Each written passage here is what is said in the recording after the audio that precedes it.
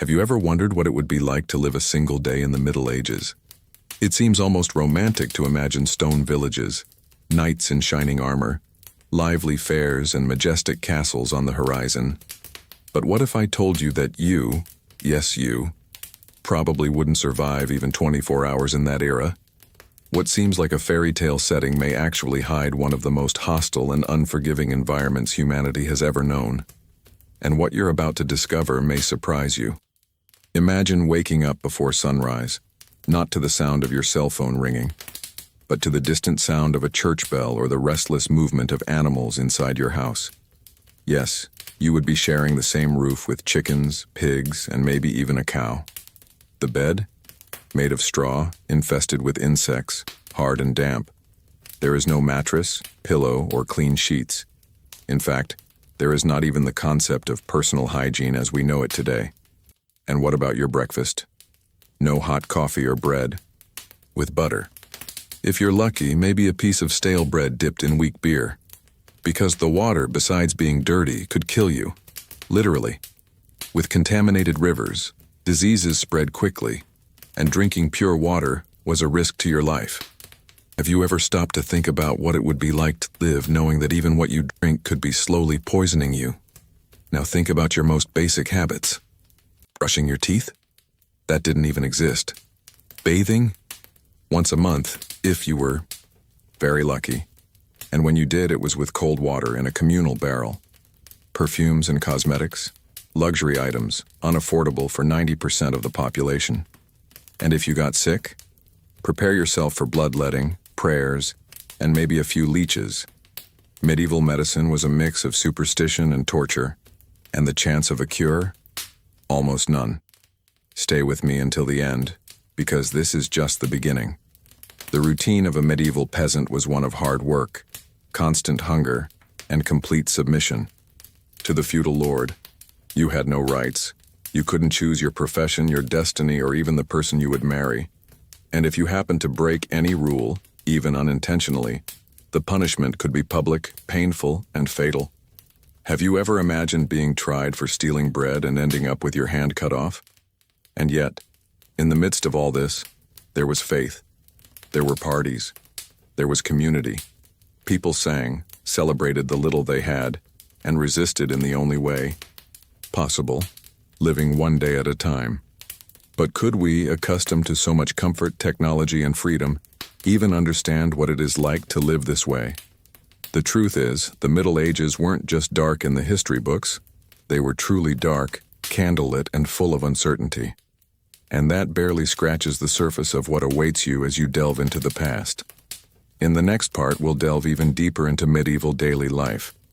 And you'll discover how even the simplest everyday tasks like using the bathroom or turning on a light would be real challenges in a world where survival was a daily struggle. In a world where even lighting a candle at night required effort and planning, everything took on a different meaning. The simple act of using the bathroom, which in fact didn't even exist as we know it, involved going out in the cold of the early morning, perhaps even walking into the middle of the woods, with the real risk of encountering wild animals or even thieves. It's hard to imagine that something so basic could be so dangerous, isn't it? And perhaps at this point in the video, you're already asking yourself, how would I react if I were there? Or maybe you remember a time when you were without electricity, without water, or had to improvise something, and how for a few moments, the discomfort seemed unbearable. If this topic resonates with you, leave a comment below with what has touched you the most so far. What part of this medieval routine do you think would be the hardest to bear? Or perhaps the most fascinating? Your participation here is what makes this channel grow and reach more people with this type of content. When you comment, like, or subscribe, you help keep alive this desire to tell stories that time has almost erased. Stories that in some way still say a lot about who we are today. So, if you enjoy this peaceful journey through history, click like and subscribe to the channel. That way, you can follow each new journey and also show YouTube that this content is worth sharing with more people like you. Now take a deep breath because we're going to continue our immersion for a day in the Middle Ages. Get ready to learn about the hard routine of a farm worker, the cruel social hierarchy, and what it really meant to have no choice in your own life. Of course. Here is the continuation of the text, with exactly 7,000 characters, maintaining the fluid, engaging, and coherent narrative tone with the previous. Introduction. The content continues naturally and without concluding the video, as requested. In the Middle Ages, the concept of time was completely different from what we know today. There were no clocks that marked the time, nor were there alarm clocks that went off on a set schedule. Time was felt in the body, observed in the sky, perceived in the environment. People woke up with the sunrise or with the sounds of nature, the rooster crowing, the windmill turning, the animals moving around, inside their own home. Yes, many families slept in the same room as their chickens and pigs. That was normal. Life didn't offer luxury, it offered routine. And if you missed the moment to wake up, you missed the day. And sometimes, the chance to eat. The church bell was the only universal ruler. It marked the moments of prayer, work, and rest. It was more than a sound. It was authority. When it rang, the village woke up. Everything revolved around that deep chime that echoed between the stones of the buildings and the surrounding fields. No one wondered if it was time to get up. It was. And that was it. There were no excuses. There was no extra time. Waking up late could mean going hungry, and hunger was a constant, silent presence that haunted the humble houses with mud walls and thatched roofs. The absence of electricity completely transformed the way people lived their days and nights. As the sun set, darkness descended as a warning that productivity was over. No more artificial, white light. No more electronic distractions. What was left was pitch black, lit only by candles or torches, items that were scarce and expensive. So going to bed early was more of an imposition than a choice. Wake up with the light, go to sleep with the darkness. It was the natural, unchanging cycle. And in a way, there was something deeply human about it. The body adapted, the mind surrendered. But don't be fooled into thinking that waking up was peaceful. No waking up and drinking a hot cup of coffee. No warm shower. The day began with work. It was necessary to light the fire, fetch water, often from miles away, grind grain, feed the animals, make bread with your hands. Everything was done in silence, with automatic gestures. A routine marked by repetitions and basic needs. There was no time for contemplation. It was necessary to act, quickly, before the day passed and took with it the chance of survival. This was the true journey, an existence governed by effort and discipline. Waking up early was not an act of productivity. It was the only way to ensure that one's family had enough to eat. If one woke up late, one lost one's turn. And the system did not forgive. The land did not wait. The feudal lord did not forgive delays. The harvest did not give a second chance. It was all or nothing day after day. Every morning the same battle began again. The medieval mentality was built on scarcity and repetition, and this cycle shaped character, posture, and even the way of speaking. Imagine waking up every day knowing that you had to start your day before the sun got too hot and you dehydrated in the fields. Or that if the wood wasn't cut by noon, there would be no way to cook anything at night. This constant pressure to exist was what kept the wheels turning. Life didn't give you a break. Even children learned early. From the age of 6 or 7, they were already participating in household and farm chores. There was no concept of childhood as we have it today. The idea of free time simply didn't make sense in that world. And at the same time, there was a powerful connection with natural cycles. The seasons guided everything: planting, harvesting, celebrations, people's moods.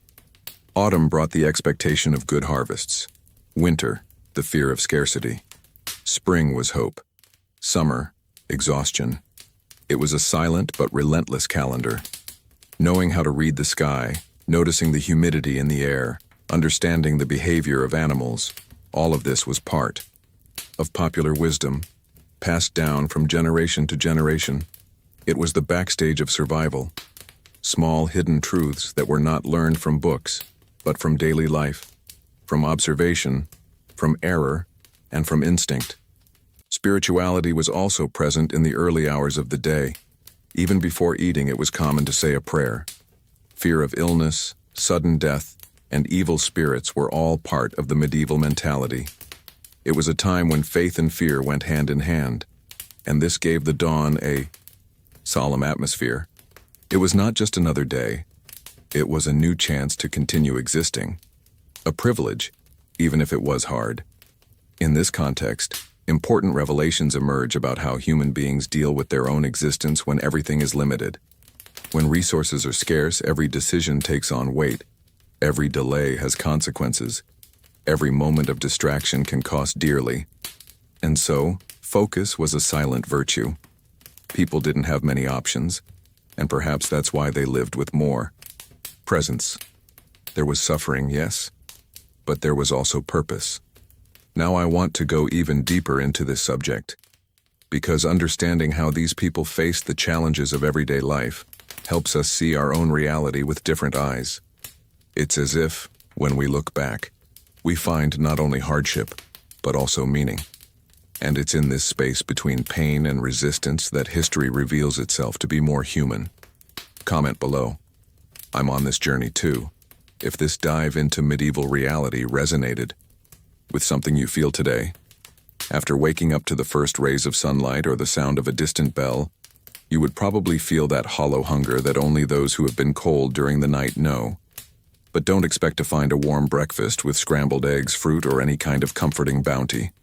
In the Middle Ages, breakfast was functional, not pleasurable. There was no choice, no menu or whim. What was what was there. And, almost always, that meant a piece of bread, hardened by the passing of the days, and a mug of weak, lukewarm beer, served more as a precaution than a celebration. Yes, beer for breakfast. But before this sounds like an eccentric medieval luxury, it's worth understanding the context. In most towns and cities, water was unfit for consumption. Rivers and wells were often contaminated by human waste, animal carcasses, and waste from artisanal production. The lack of basic sanitation turned any sip of water into a game of Russian roulette, against diseases such as dysentery, cholera, or mysterious fevers that could kill within a few days. Therefore, fermenting beer was a safer alternative, not because it tasted good, but because during the preparation process, the germs in the water were eliminated. It was a diluted drink, low in alcohol but strong in meaning. It kept people alive. Bread, in turn, was often made from a mixture of rustic grains, sometimes even mixed with straw, bark, or roots. Refined white flour was the privilege of nobles and monks. What was left for the common people was dense, heavy, and difficult to chew. Often the bread would be stored for days and become stale, but it was still precious. It represented effort, time, energy.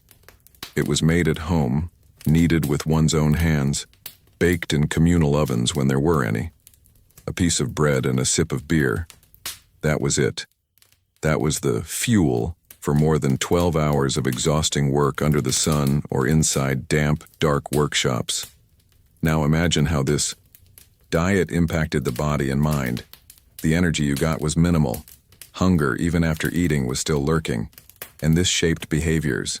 It shaped emotions. Scarcity was not a phase. It was reality. This hidden truth about the Middle Ages escapes many books and classes. The narrative often focuses on wars, kings, and cathedrals. But behind the scenes, what kept everything going was constant hunger, daily resistance, the body fighting to continue existing. The curious thing is that, even with such a limited diet, waste was almost non-existent. Everything was used. What was left over from one day became part of the next day's meal.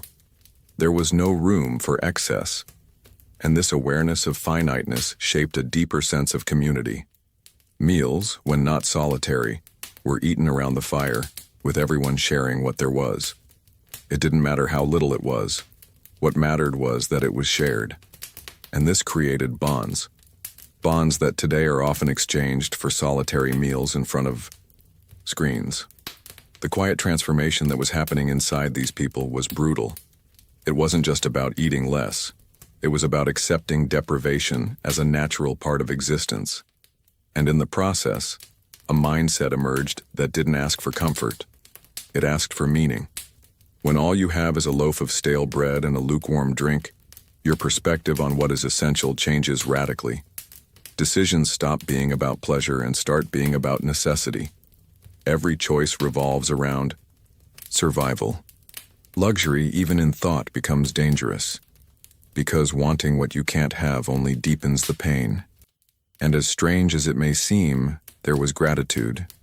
Gratitude that there was still bread, that there was still something in the stomach that could sustain the body. Gratitude that I was still alive to feel hunger.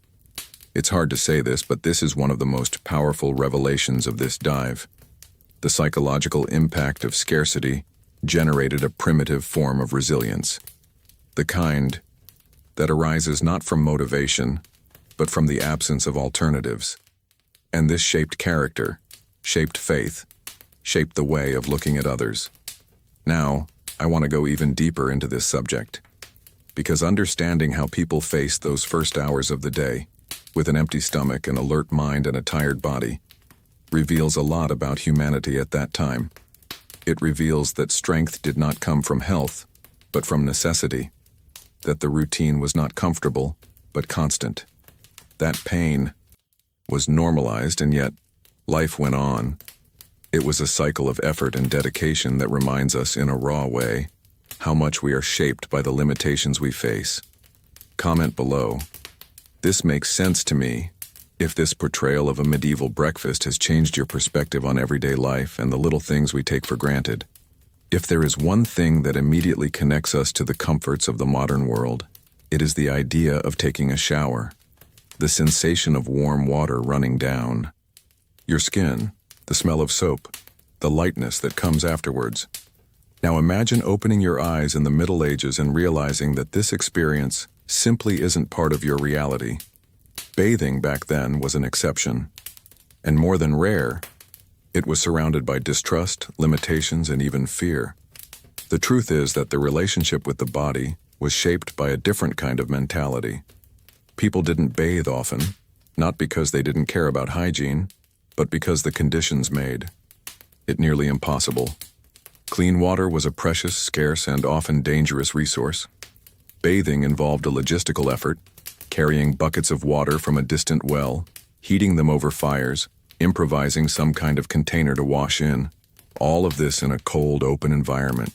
If you're thinking about bathtubs, soap, or soft towels, forget it. None of these were part of most people's daily lives. And as if the practical difficulties weren't enough, there was also a deep-rooted belief that opening the body's pores with hot water could weaken the body and make it more vulnerable to disease. This made bathing a cautious practice.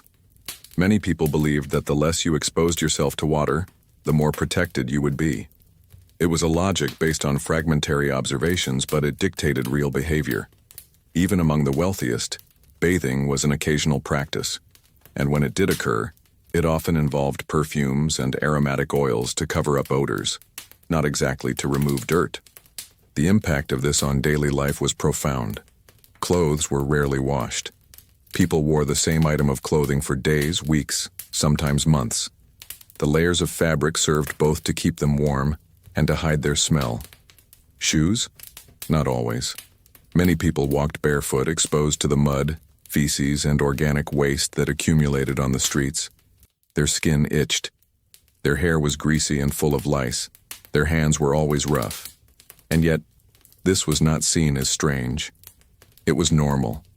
The medieval body was exposed, suffered, and accepted as part of the world, not something to be polished or displayed.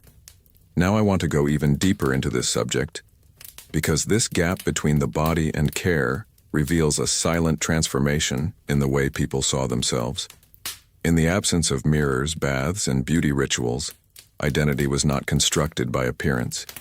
It was shaped by work, by belonging, by social role. A dirty face, dark nails, a strong smell, none of these defined value. What defined it was what you did, how you contributed, how much you endured, and that changes everything. It changes the way we compare ourselves, how we deal with our image, how we decide what matters. Today, we live in a culture where self-care is consumption. Back then, self-care was resistance. It was enduring the itch of rough wool, the sting of salt and sweat, the smell of smoke that permeated everything, and still moving forward. This created a mindset of raw acceptance of reality. Decisions were not guided by comfort, but by survival. Of course, there were exceptions. Monasteries, for example, often maintained a routine of ritualistic bathing, especially in more structured religious orders. Large cities also had public baths, inherited from Roman culture. But even in these places, attendance was low. And from the 14th century onwards, with the spread of major epidemics such as the Black Death, bathing became even more avoided. Water came to be seen as a carrier of disease, and fear overcame any sense of relief that a bath might bring. This leads us to an uncomfortable but powerful revelation. The way we take care of ourselves today is the result of centuries of evolution, disruption, and reinvention. None of the things we do when we wake up, brushing our teeth, showering, putting on deodorant, were obvious or natural. They were choices, cultural transformations, scientific advances. And looking back through this lens makes us appreciate what we have, but also understand what shaped us. The absence of baths in the Middle Ages was not just a matter of hygiene. It was a reflection of the times, beliefs, and structures. And this absence said a lot about the underbelly of everyday life. The smell of the streets, the ambiance of homes, the touch between people. Everything was affected by it. And yet relationships happened. People got married, fell in love, raised children, danced at parties. Life pulsed on, with or without soap. And perhaps this is the most disconcerting hidden truth. Dirt did not prevent joy. Comment below. This makes sense to me.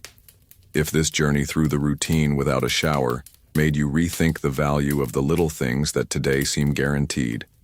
If you're starting to miss your modern routine, with running water, soap, clean towels, and private bathrooms, just wait until you imagine what it was like to take care of your mouth in the Middle Ages. Or rather, not to take care of it. Toothbrushing, as we know it today, simply didn't exist. No toothbrush, no toothpaste, no mouthwash. And, strange as it may seem, this absence wasn't seen as a problem.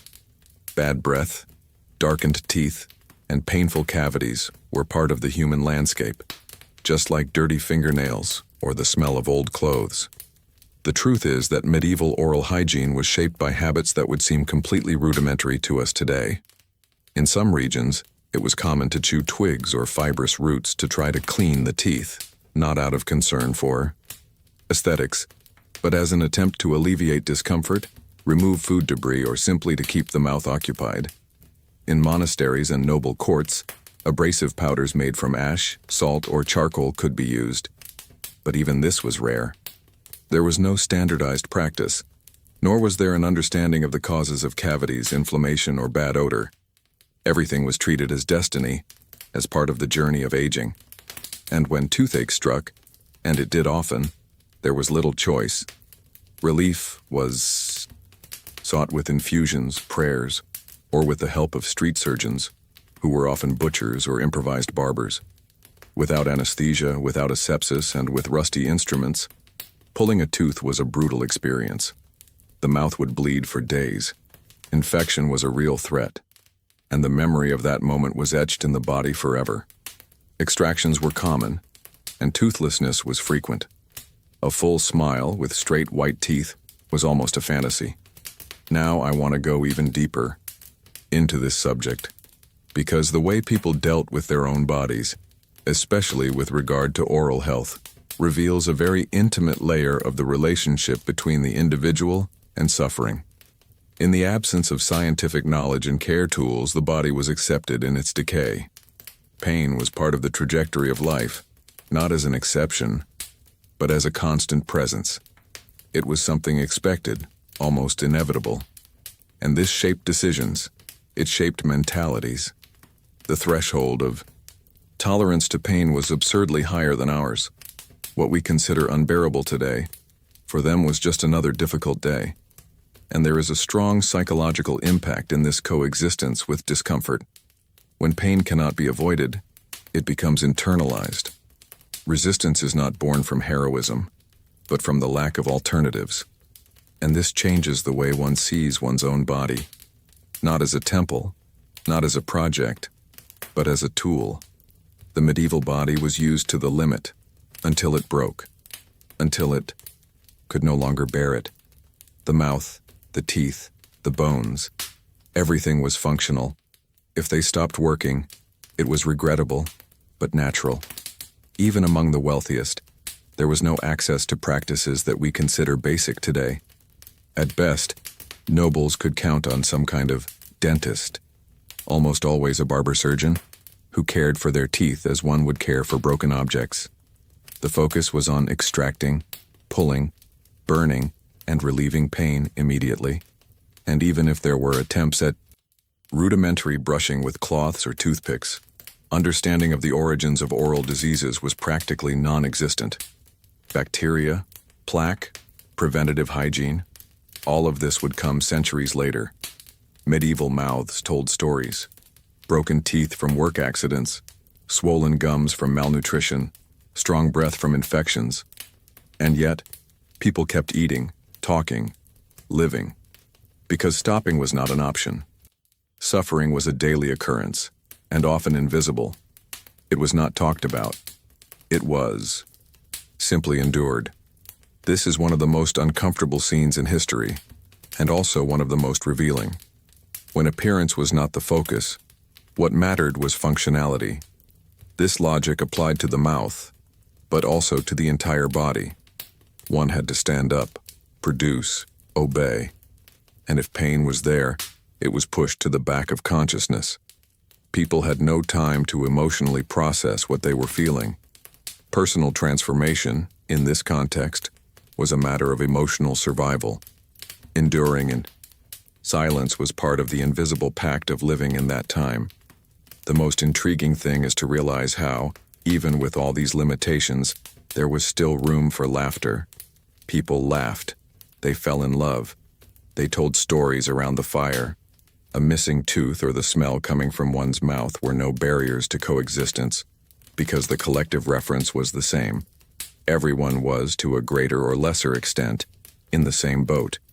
And this created a strange equality no one expected. Perfection from anyone. There was an almost automatic acceptance of the other, exactly as they were. This created bonds less based on image and more based on presence, sharing, and complicity. And perhaps this is one of the most disconcerting truths of the Middle Ages. Beauty was not a standard. It was an irrelevant detail. Relationships were not born of aesthetics, but of the need to belong. And this forces us to reflect on how the contemporary gaze, so attached to image, could survive in a world where smell, pain, and the absence of teeth were commonplace, and yet did not diminish anyone. Write down, I'm on this journey too.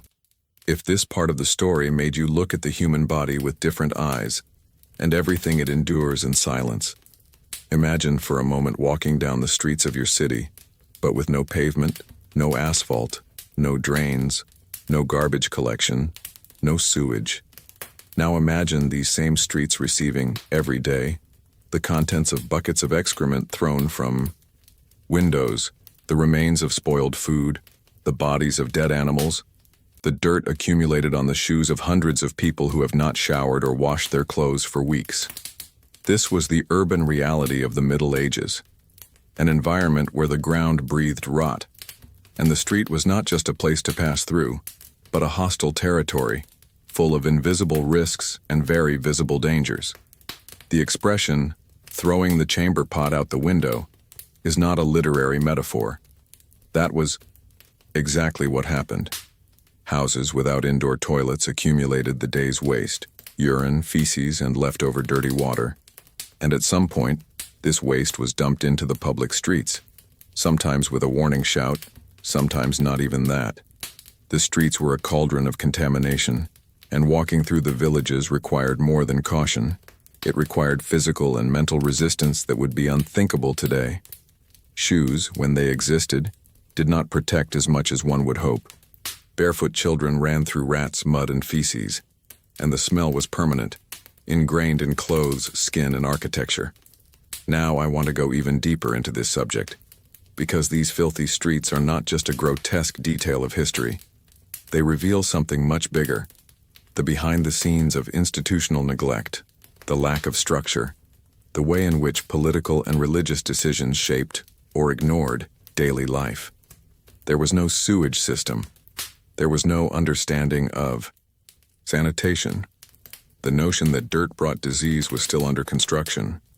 And in the meantime, people continued to get sick in droves, dying from preventable causes, without understanding the invisible link between what they stepped on and what they felt. The hidden truth is that medieval urban space was a direct reflection of the inequalities of that society. While castles and monasteries had their own internal drainage systems, their pit latrines, and some level of isolation, the people lived exposed to the same contaminated mud day after day. The city was not planned for collective well-being, but for the power of a few. Dirt, in this context, was also a social marker. It separated those who could avoid the stench and those who were forced to breathe it every day. And the impact of this was not just physical, but psychological. Living surrounded by waste and decay affected the way people perceived the world. It created a mindset of resignation, where extreme discomfort became a backdrop. The nose learned to ignore it, the eyes got used to it. The normalization of the unbearable became a survival mechanism. And this leads us to a disturbing revelation. The harder it was to change the environment, the more people adapted to it. Not because they accepted it, but because they had to continue. And even in this scenario, life went on. Markets took place in the filthy streets. Children played among piles of trash. Couples met in dark alleys. Vendors shouted their offers among rats and flies. Chaos was a daily occurrence. The noise of carts, the sound of animals, the squeaking of wheels on the cobblestones, the screams of fights, and the cries of the sick mixed together in a soundtrack that echoed the struggle to exist. It was a raw portrait of life without a filter, where beauty and disgust, love and filth, coexisted in the same scenario, without a script. The ironic thing is that behind this landscape of degradation, there was also an invisible organization. Each street had its function. The cities were divided into commercial, residential, and religious areas. There were markets, workshops, cattle pens, butchers, and all these spaces coexisted without clear boundaries. There was no environmental legislation. Decisions about where to dump the remains of a dead animal or the blood from a slaughter were made on the spot, based on urgency rather than public health. And the impact of this was catastrophic. Epidemics did not appear out of thin air. They literally sprang from the ground. Plague, fevers, skin infections, all were fueled by the constant mixing of living bodies and decaying matter. And even then, the connection between cause and effect would take centuries to be understood. Until then, death was attributed to divine will, to punishment from heaven, to the presence of evil. The idea that the streets themselves carried the poison of everyday life was an invisible truth, ignored, buried beneath the clatter of carts and the weight of tradition. The transformation would only begin when the impact of major epidemics became impossible to ignore, when entire cities were decimated and fear overcame blind faith. From then on, the first attempts, still timid, to regulate urban cleaning, to create drainage channels, to organize markets in specific locations began. But until this was consolidated, entire generations lived and died amid neglect. And this reality shaped everything: mood, behavior, the way of loving, praying, dreaming. The idea that water, a universal symbol of life, cleanliness and purification, could be a deadly threat seems absurd today. But in the Middle Ages, this was a silent, persistent reality, often invisible until the last breath. Drinking a glass of water could be an act of courage or of ignorance, and the most disturbing thing is that no one knew exactly why. The liquid that killed was the same one that quenched thirst. Well water, river water, rainwater, they all seemed the same to those who depended on it for their lives, but some carried, without warning, lethal diseases. There were no filters. There was no common practice of boiling. Water was collected where it could be and consumed as it came. If it was clean, it was luck. If it was cloudy, it was simply left to settle. But the danger was there. Invisible, microscopic, inescapable. Waterborne diseases were a constant. Typhoid fever, dysentery, cholera, and intestinal infections killed slowly, silently. They began with a stomachache, a feeling of malaise, persistent diarrhea, and suddenly the body no longer responded. Life was draining away like water itself, flowing out uncontrollably. Now I want to go even deeper into this subject, because people's relationship with water reveals important layers of how life was shaped by external, uncontrollable factors. Water, despite being indispensable, was treated with suspicion. For this very reason, it was often replaced by fermented liquids, light beers, diluted, wines, even lukewarm broths. Anything that went through fire or fermentation seemed safer than what came straight from the source. This was not a choice of taste, but a decision of survival. And this decision had a profound impact on the collective mentality. What was supposed to bring relief, healing, and comfort became a threat. There was a symbolic inversion that even affected religious rituals. Holy water, for example, was carefully prepared not only as a symbol of faith, but because it had to be special, different from the water that ran down the contaminated streets. In many villages, it was believed that certain wells were protected by saints or local entities, and that only those wells could be trusted. It wasn't science, it was hope. And sometimes, hope was the only medicine available.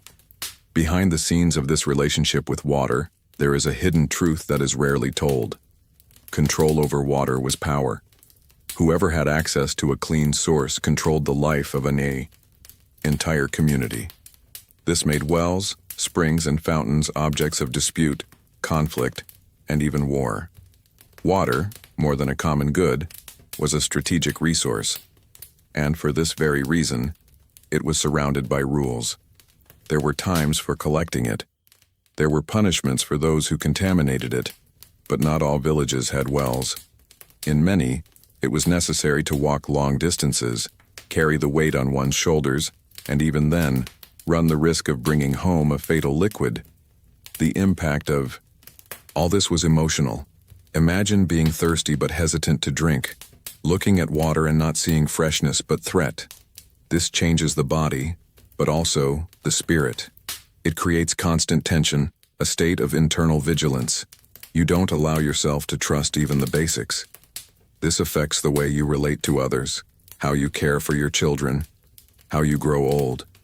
Teaching a child to drink with caution, not to trust the stream where everyone plays, it was teaching them how to survive in a world where even the essentials could betray you. And at the same time, there was beauty in the way these people dealt with scarcity. Water was rigorously saved, reused, valued. Every drop was counted. Washing a piece of clothing was an operation. Cooking required calculation. Drinking only when necessary. It was a lean, conscious life, shaped by risk and reverence. Nothing was done automatically. The awareness of finiteness shaped even the simplest gesture. And this generated a rare sensitivity, that of perceiving value where most people today only see function. Even so, the festivals and rituals associated with water continued. On hot days, children would dive into the rivers, adults would wash clothes, and young people would gather on the banks. There would be encounters, laughter, and stories told between buckets. The threat did not erase the bond, because water, even though dangerous, was still a source of life, connection, and renewal. This duality between danger and necessity shaped a mindset that was much more complex than the simplistic image of the Dark Ages usually portrays. The fear of contaminated water was not ignorance, it was adaptive wisdom. It was a response to centuries of accumulated suffering, inexplicable losses, and silent deaths. It was the way entire communities learned to survive in a world where science was still a shadow and instinct ruled. And when we think about how much we today treat water as something guaranteed, available, and controlled, this historical perspective invites us to a different kind of awareness, one that touches us deeply, because it reveals that it was not always this way, and that, in many parts of the world, it still is not. If you've ever felt uncomfortable with the label on a t-shirt or the rough fabric of a new pair of pants, you may be further removed from the Middle Ages than you think, because getting dressed back then was, above all, an act of resistance. Clothes were not an expression of style, identity, or comfort. They were protection from the cold, the sun, the eyes of others, and, more often than not, a constant source of discomfort. Literally. The fibers were coarse, the cuts ill-fitting, the smell strong, the weight uncomfortable. Getting dressed was a daily challenge, and taking off your clothes was a rare relief. The clothes of the common people were almost always made of coarse wool or unbleached linen, hard, rough, and inflexible fabrics. In a time without fabric, softeners, scented soaps, or abundant water, clothes were worn for days, sometimes weeks, without any washing. And when they were finally washed, drying them in the open air hardened the fibers even more. Contact with the skin caused itching, redness, and blisters. Children grew up with a constant feeling of discomfort in the folds of their bodies. Adults learned to ignore the irritation, and everyone knew that this was normal. Now I want to go even deeper into this subject, because this relationship with clothing itself goes beyond the fabric. It speaks to an entire mentality. Dressing up was not about standing out, but about protecting oneself from the cold, from disapproval, from vulnerability. Clothing worked as a symbolic barrier. It hid the body that was not clean, the wounds that did not heal, the odors that could not be controlled. It was a silent, fragile, but necessary armor, even if it smelled, even if it itched, even if it hurt. And the smell, that was part of the routine. Dried sweat mixed with animal fat used as insulation, with the accumulation of dust, with constant contact with animals, with the smoke from bonfires. The clothes didn't disguise it, they absorbed it. And this smell was carried to bed, to parties, to meetings. There was no perfume that could solve it. Aromatic herbs, when used, were more commonly in the pockets of nobles, sewn into collars or hidden in hats, a timid attempt to mask the truth. But in everyday life, the smell was identity. It was part of who you were. And it is curious to think how, even with this reality, clothing still had profound symbolic value. It was with clothing that one signaled social position, function, and belonging. The peasants wore neutral tones, raw fabrics, and clothes repurposed from relatives or neighbors. The religious wore cloaks that indicated their order.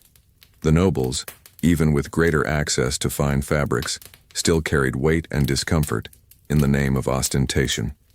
Beauty was hard, and even the richest felt the seams tightening, the jewelry scratching their skin, the leather rubbing against their arms.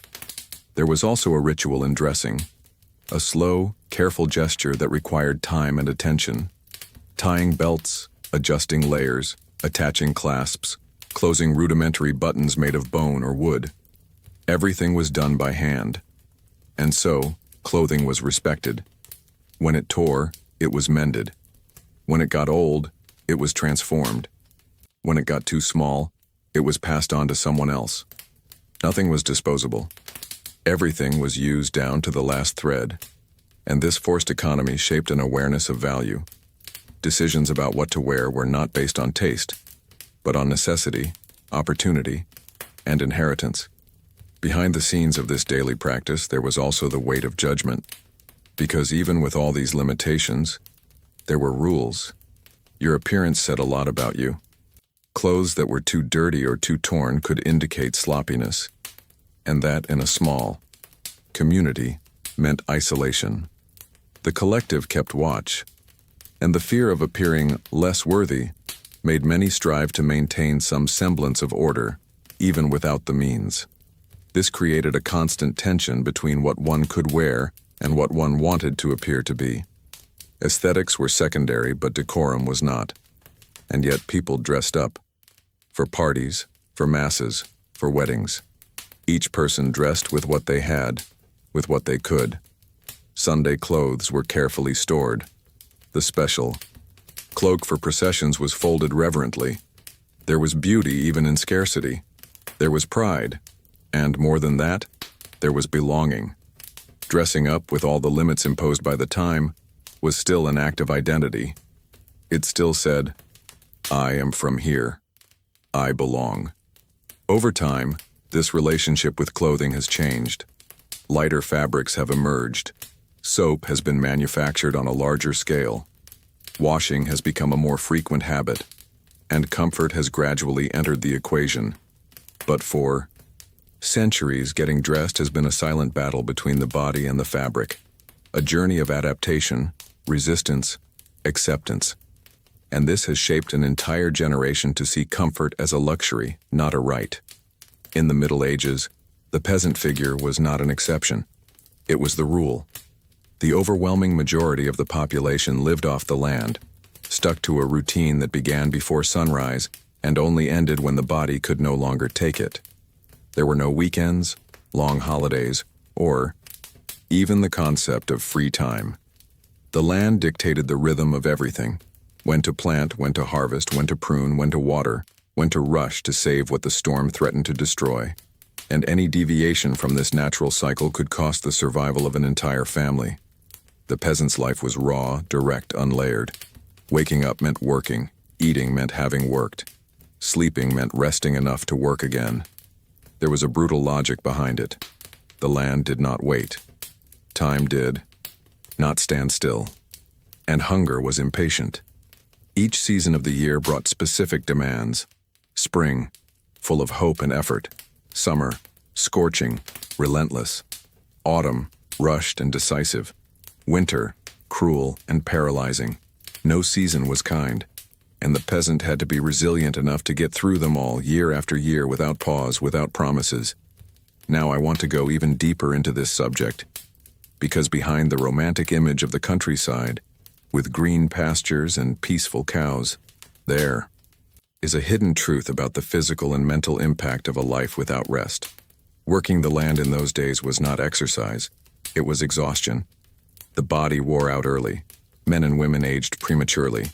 Backs bent, knees cracked, hands became deformed. All of this in silence. There was no physical therapy, no pain medication. There was routine, there was repetition, there was the weight of responsibility that could not be delegated, because if you didn't plow the field, no one would do it for you. And this lack of rest was not just physical, it was emotional. There was no relief from a break, nor the lightness of a day off. Even Sundays, theoretically reserved for rest and mass, required effort. Good clothes had to be ready. Going to church could mean long walks. The return trip was often followed by more work, preparing meals, feeding animals, repairing tools. Rest was a change of activity, not a suspension of obligation. Behind the scenes of this endless routine, there was a social structure that sustained and justified this cycle. The feudal lord who owned the land demanded payment of taxes in the form of grain, animals, or labor, and it didn't matter if the harvest was good or bad. The peasant owed, always. This created an environment of constant tension. Working hard didn't mean thriving, it meant at most surviving. And this shaped a mentality of bitter conformity, where reward was not expected and justice was a distant idea. Yet there were bonds, rural. Communities were small and interdependent. Everyone knew everything. Births, deaths, marriages, losses. Everything was shared collectively. There was a silent solidarity that grew out of shared weariness. And every now and then, a religious festival or local celebration would bring a breath of joy. Simple dances, repeated songs, fermented drinks. It was at these moments that the hardships of everyday life gave way to laughter. But the next day, everything would start all over again. Being a farmer also meant accepting that life could change with a single frost, a blight on the wheat, or a rain that didn't come. Unpredictability was part of the equation. And for that very reason, it created an intense relationship with the divine. Prayer was not a spiritual choice. It was a desperate attempt to make heaven have mercy, praying for the harvest, for the health of the animals, for strength in the hands, praying that the body would endure another season, praying that winter would pass quickly. Children grew up in this environment, learning by watching. They watched their parents, their older siblings, their neighbors. From an early age, they carried water, fetched firewood, and scared crows from the fields. Childhood was short. Innocence was rare. Maturity came not with age, but with responsibilities. And this generated an early internal transformation. The child stopped being a child much earlier than it should have been, because the world demanded it, because life was urgent. The emotional impact of living without breaks, without breathing space, without room for error was profound, but it was rarely verbalized. Fatigue was normal. Sadness was part of the cycle. Pain had no name, and silence filled the spaces between one task and another. There was no time to reflect on one's own fatigue. It simply existed, like a shadow that accompanied each gesture. And yet, people carried on. They carried on because they had to, because they didn't know any other way, because no one had shown them any other way. Life in the countryside wasn't a choice, it was destiny. And destiny back then wasn't something you could change. It was something you accepted, something you faced with whatever resources you had: physical strength, faith, community, and every now and then, some kind of hope. That stubborn, almost unreasonable hope that made people plant again, even after they'd lost everything. To live in the Middle Ages was, above all, to live under dominion. And we are not talking about written laws, civil agreements, or some imperfect democratic system. We are talking about absolute control. If you were a peasant, and almost everyone was, your life was not just connected to the land, it belonged to it. And by extension, it also belonged to the owner of the land, the feudal lord, a figure who, for many people, had no face, but who had power, a power that could be felt every day, in the simplest decisions to the most profound. He might not always be present, but his will was, and that will had the force of law. Everything you produced, from the smallest grain to the strongest animal, was subject to a logic that did not favor you. A part was yours, but the best part almost always was his. The Lord demanded tribute in the form of harvest, work, presence. If the land sheltered you, then you owed, and you always owed. It didn't matter if the rain destroyed the crops, if the disease took your wife, if the winter killed the cattle. The debt remained, and late payment was punished. Sometimes with more demands, sometimes with expulsion, and in extreme cases with imprisonment or beatings. Now I want to go even deeper into this subject, because understanding the role of the feudal lord is to go behind the scenes of an unequal power relationship, shaped by fear, blind obedience, and the absence of choice. The lord represented more than an authority. He was the link between the people and the rest of the world. He was the one who negotiated with other fiefdoms, who decided whether taxes would increase, whether war would require soldiers, whether hunting would be allowed. He didn't need to consult anyone. He just had to give orders. And everyone obeyed. Not because they wanted to, but because there was no alternative. This hidden truth that everything could be taken away from you at any moment shaped a mentality of constant vigilance. People did not trust. They kept to themselves what little they could hide. They sold things in secret. They hid sacks of wheat in the attic of their houses, raised animals away from the eyes of the manager. It was a double life, the visible life, which demonstrated obedience, and the real life, where one tried to survive in the gaps of injustice. Living in that context was also a game of strategy, and this game was unequal, because the feudal lord had, in addition to authority, a monopoly on violence. He controlled local militias, foremen, and armed men who enforced his will. It was not uncommon for a simple complaint to result in exemplary punishment. Justice, if it can be called that, was carried out by shouting, whipping, and confiscation. There was no accessible court, no possible appeal. The Lord gave orders because he could, and he did what he wanted. There was also another type of domination, the symbolic. The feudal lord was often seen as a figure sent by God.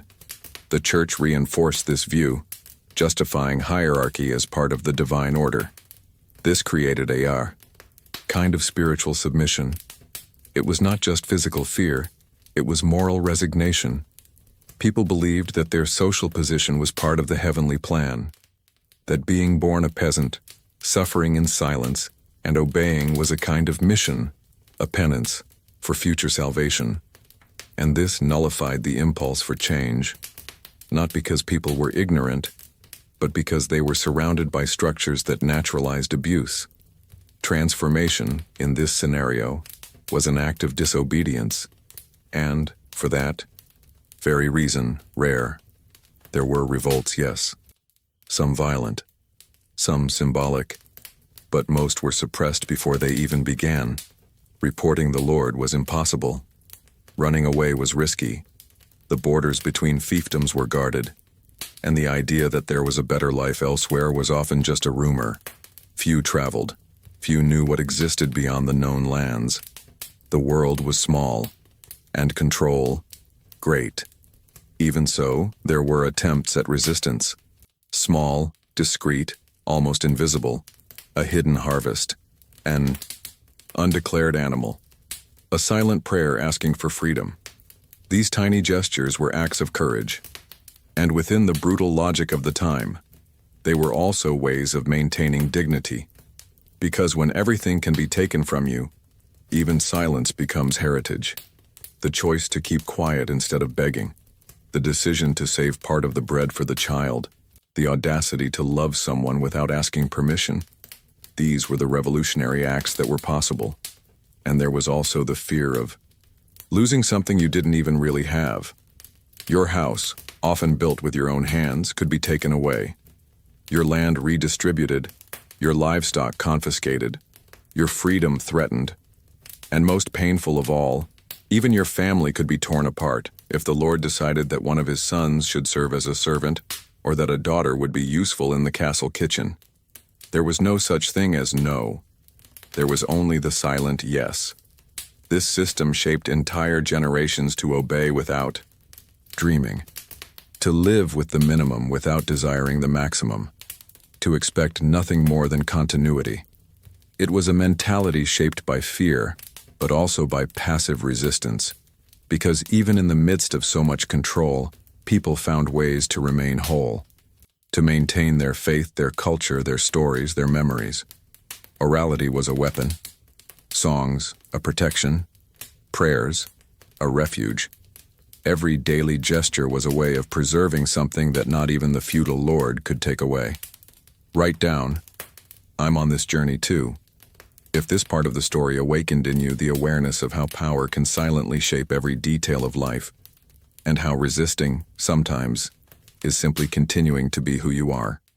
In the Middle Ages, the idea that someone could say, my body, my rules, would not only have been misunderstood, it would have been unthinkable. The body at that time was not an extension of individual will, but a collective, functional property, regulated by external forces. The feudal lord, the church, the family, tradition.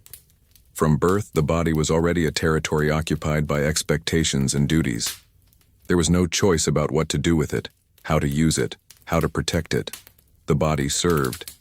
And anyone who tried to resist this logic faced not only repression, but the crushing weight of a mentality built to silence. The peasant's body belonged to the land. He was the one who plowed, harvested, carried, bled. There was no concern for physical integrity, self-care, or restorative rest. Work defined the limits. When the body could no longer take it, it was replaced, not mourned. Fatigue, pain, and injuries were signs that you were fulfilling your function, and no one expected it to be any different. The body was not for you, it was for others, to produce, to obey, to endure. Now I want to go even deeper into this subject, because there is a difficult revelation here, one that shakes up our modern notion of freedom. Women, in particular, felt this even more intensely. From the time they were little girls, their bodies were observed, watched, molded to serve. First their father, then their husband. Marriages were social and economic agreements, and consent was rarely taken into account. The menstrual cycle was mystified. Pregnancy, often early, was fraught with obligations, not choices. Childbirth without adequate assistance was a constant risk to both the life of the mother and the child. And if something went wrong, the blame fell on the mother. There was no room for personal decisions. A woman who dared to stray from the expected roles, who refused to marry, who chose celibacy outside of religious life, who talked too much or knew too much, was viewed with suspicion, and the judgment could be fatal. The stories of witches burned, of women silenced, are not exaggerations. They reveal a hidden and systematic truth. The female body was the territory of moral control. It was not only expected to behave, but to represent collective virtue. Clothing, hair, tone of voice, gaze, everything was regulated, not by law but by custom. And custom was an invisible prison. Even men, even though they were in positions of power, could not escape this logic entirely. Their bodies were not their own either. They were required by war, by farming, by honor. Masculinity was measured by the ability to resist. Crying was weakness. Getting sick was shame. Giving in was betrayal. The male body was shaped to endure, not to feel. And this created a perverse cycle. The more pain, the more silence. The more demands, the less room for fragility. It was a masculinity forged in hardness and emotional repression, and it was perpetuated from father to son without question. This alienation from one's own body was not an isolated phenomenon. It was structured by all the institutions of the time.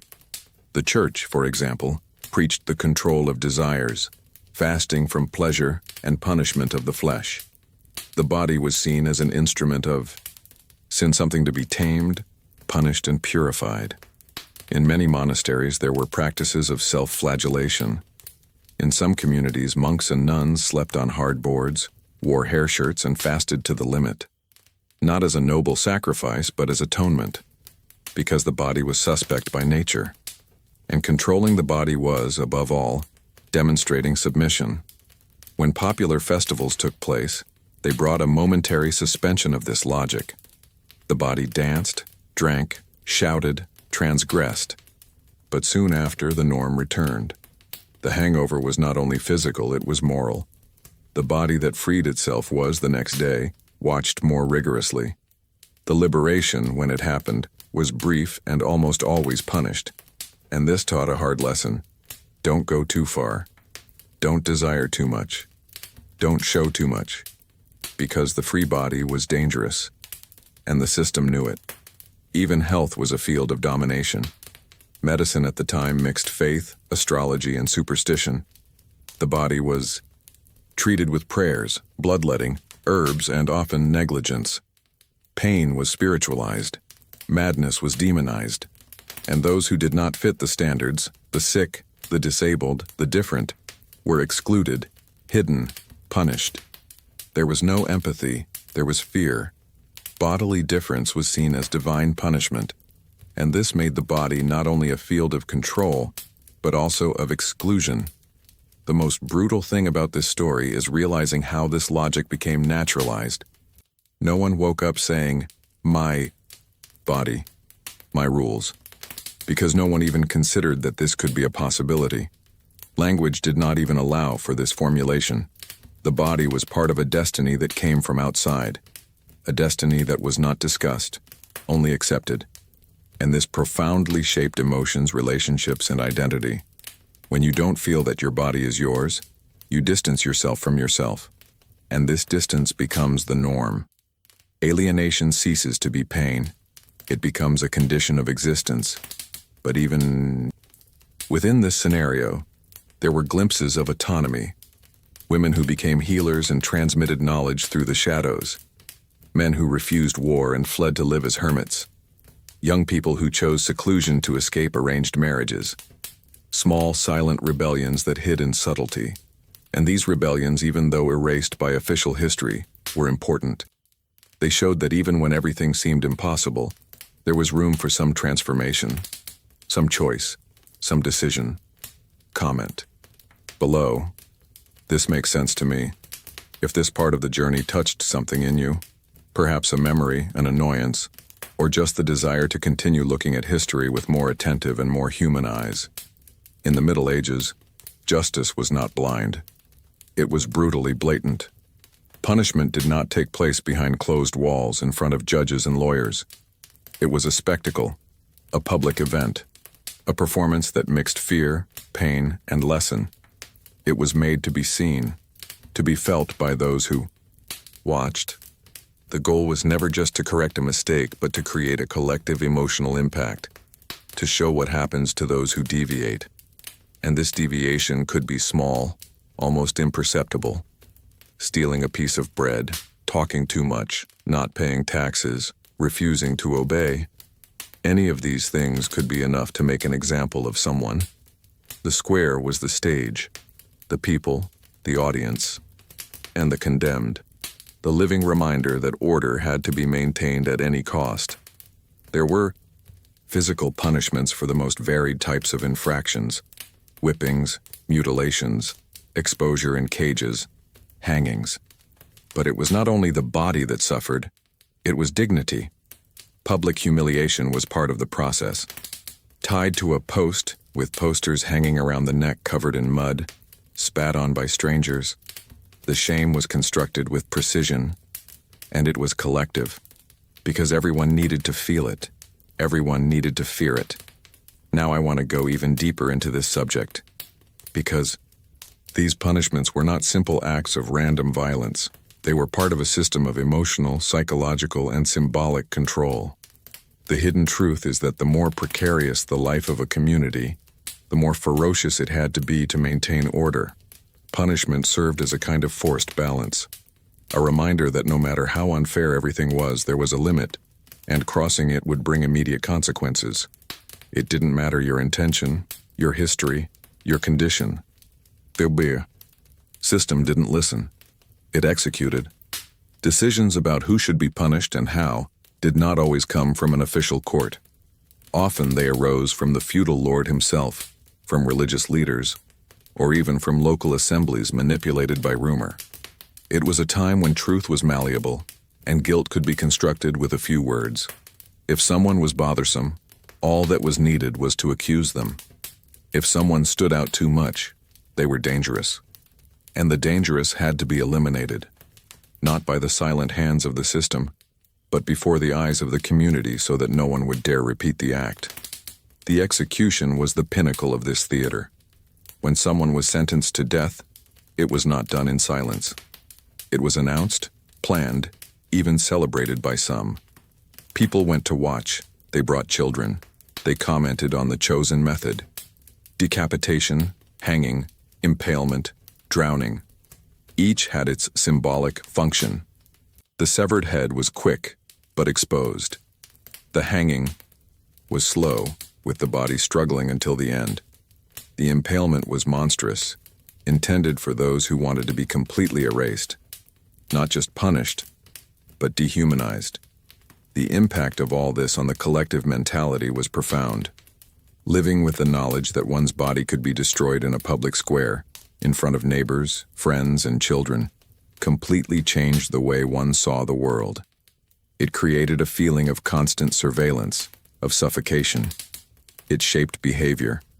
It inhibited desires. It discouraged questions.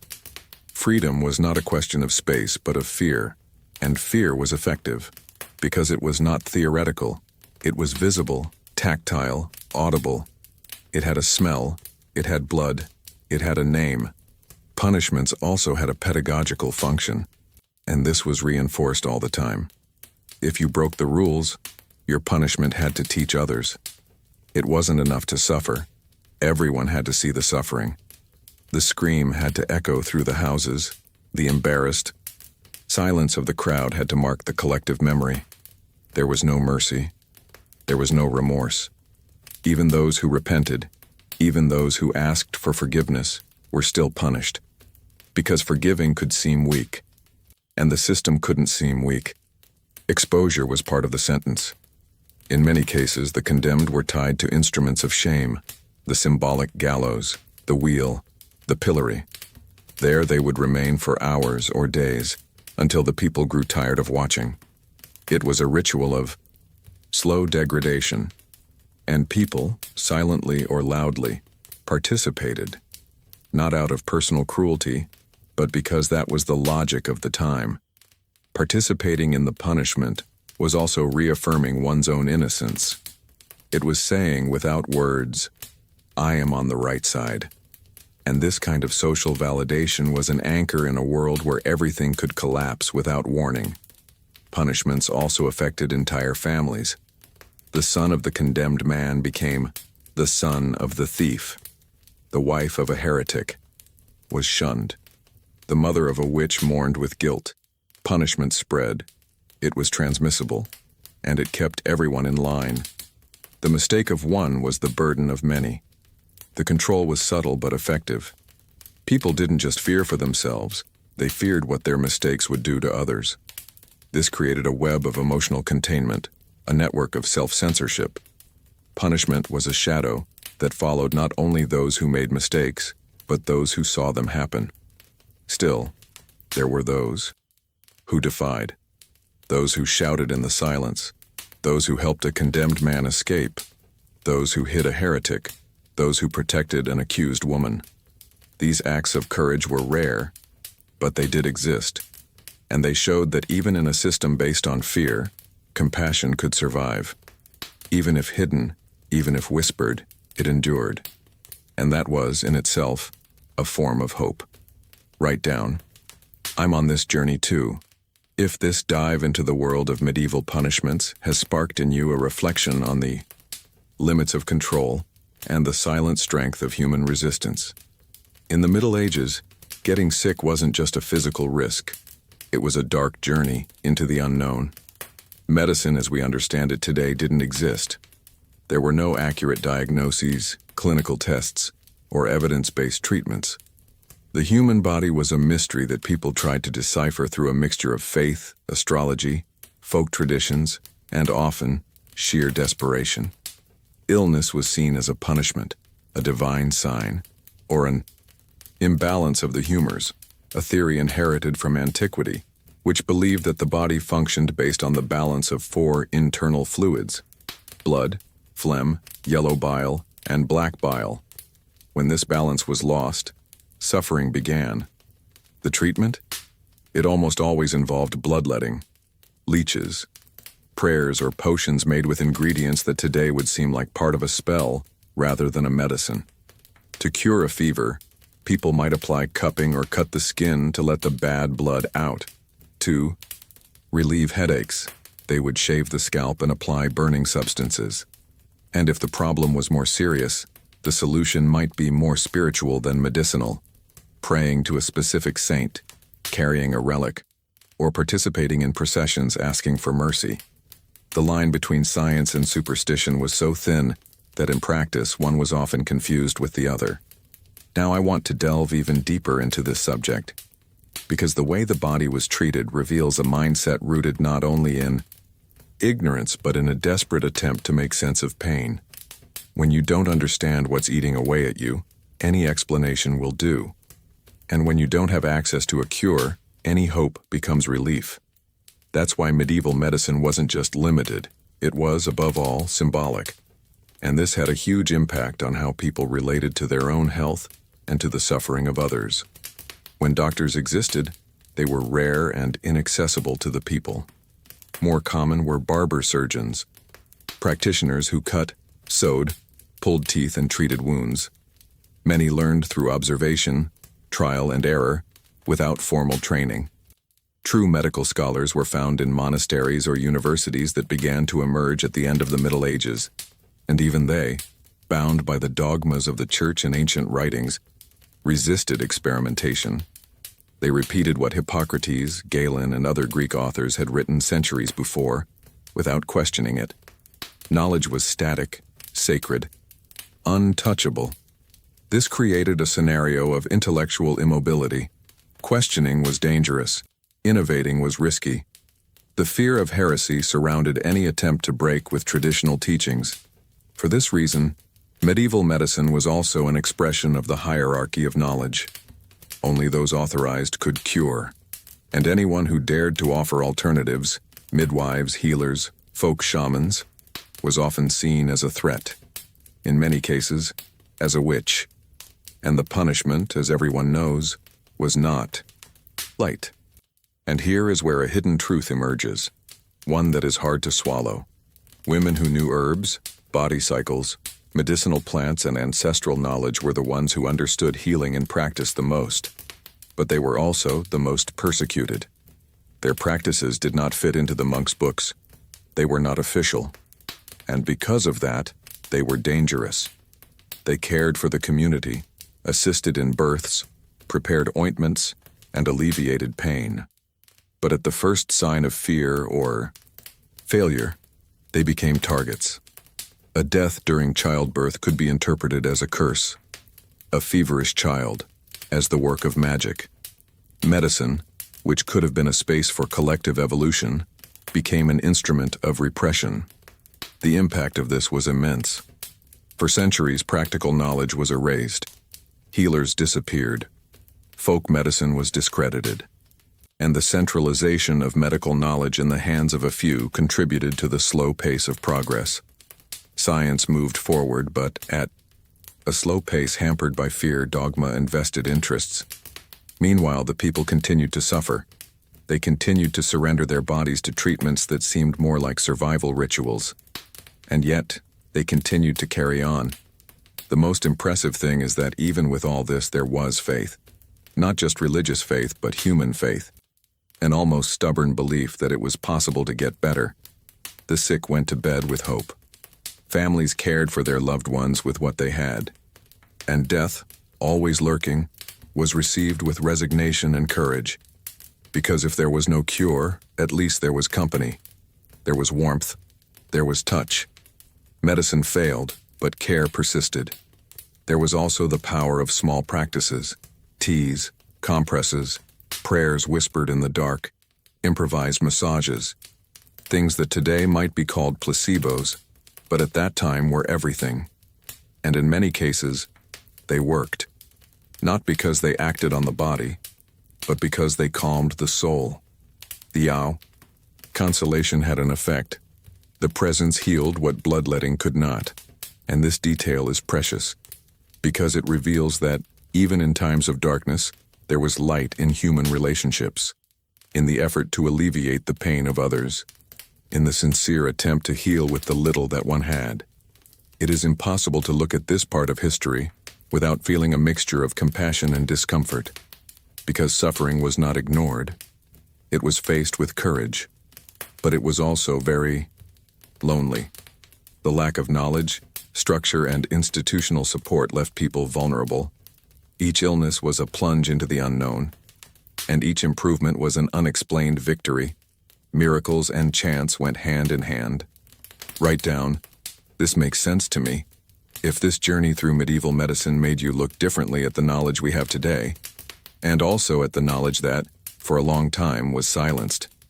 In the Middle Ages, the idea of having rights simply didn't exist, and we're not talking about complex rights or legal clauses. We're talking about the basics.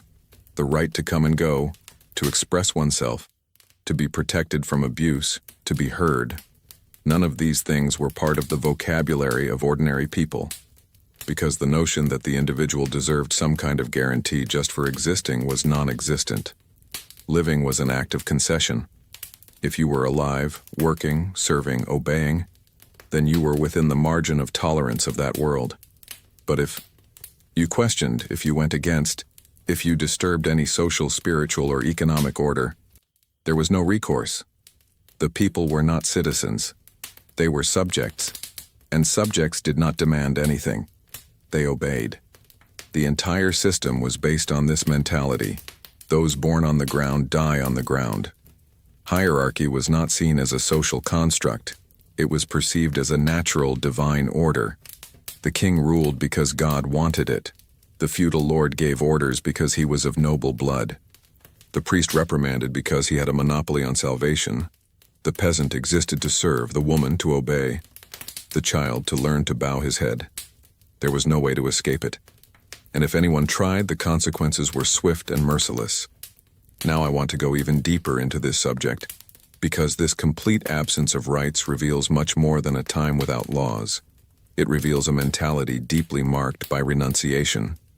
People were not only deprived of rights, they didn't even have the language to imagine them. People didn't demand something they never believed they deserved. This generated a kind of social silence that shaped all relationships. You accepted it not because you agreed, but because you thought it was just the way it was, that it had always been, that it would always be. Justice, when it did exist, was a privilege.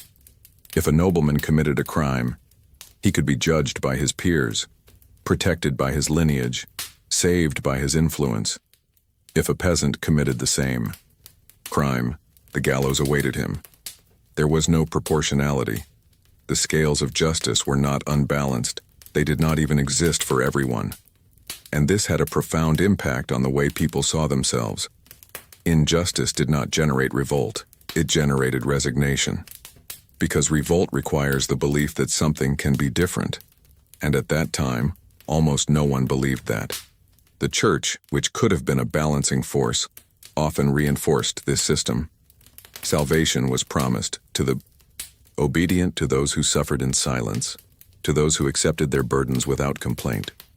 The idea that earthly suffering was preparation for eternal reward worked like anesthesia. People wept, but did not question. They fasted, but did not resist. And when they resisted, they were labeled heretics, rebels, and dangerous. It was a cycle of silence and control that was reproduced from generation to generation, sustained by faith, ignorance, and fear. The lack of rights was evident at every level. Women could not inherit land, speak loudly, or choose their own destiny. Workers could not change professions, travel without authorization, or defend themselves against unjust accusations. The sick were left to die, the disabled were abandoned, and the elderly were forgotten. There was no safety net, no public hospital, no retirement, not even structured social compassion. Life was a continuous effort to avoid disappearing, and disappearance could come suddenly, without any warning or explanation. Even the nobles, with all their privileges, were subject to the king's moods, to court intrigues, and to fragile political alliances. No one was completely safe. Because when power is concentrated without limits, it respects no one. It was an unstable game where the currency of exchange was forced loyalty, convenient silence, absolute obedience. And the most disturbing thing is to realize how natural all of this became. Suffering was expected. Loss was trivialized. Death was an everyday occurrence. And yet, there were gestures of resistance, whispered, disguised, but alive. A woman who taught her daughter to read in secret. A peasant who shared his bread with a persecuted stranger. A monk who wrote forbidden truths on secret parchments. These were the points of light in a structure that insisted on extinguishing any spark of autonomy. They were small actions that, in themselves, did not change the system, but they protected the humanity within it. These actions were hidden behind the scenes, but they had a real impact. They reminded us that even without rights, human beings still carried within them an innate sense of justice, that some things simply could not be right, even if everyone said they were. This feeling, this discomfort, was the seed of everything that would come centuries later. It was in this feeling that the idea of dignity, equality, and freedom took root, not as abstract concepts, but as urgent needs, as cries that needed entire generations to be heard. And perhaps this is the most profound revelation of this dive.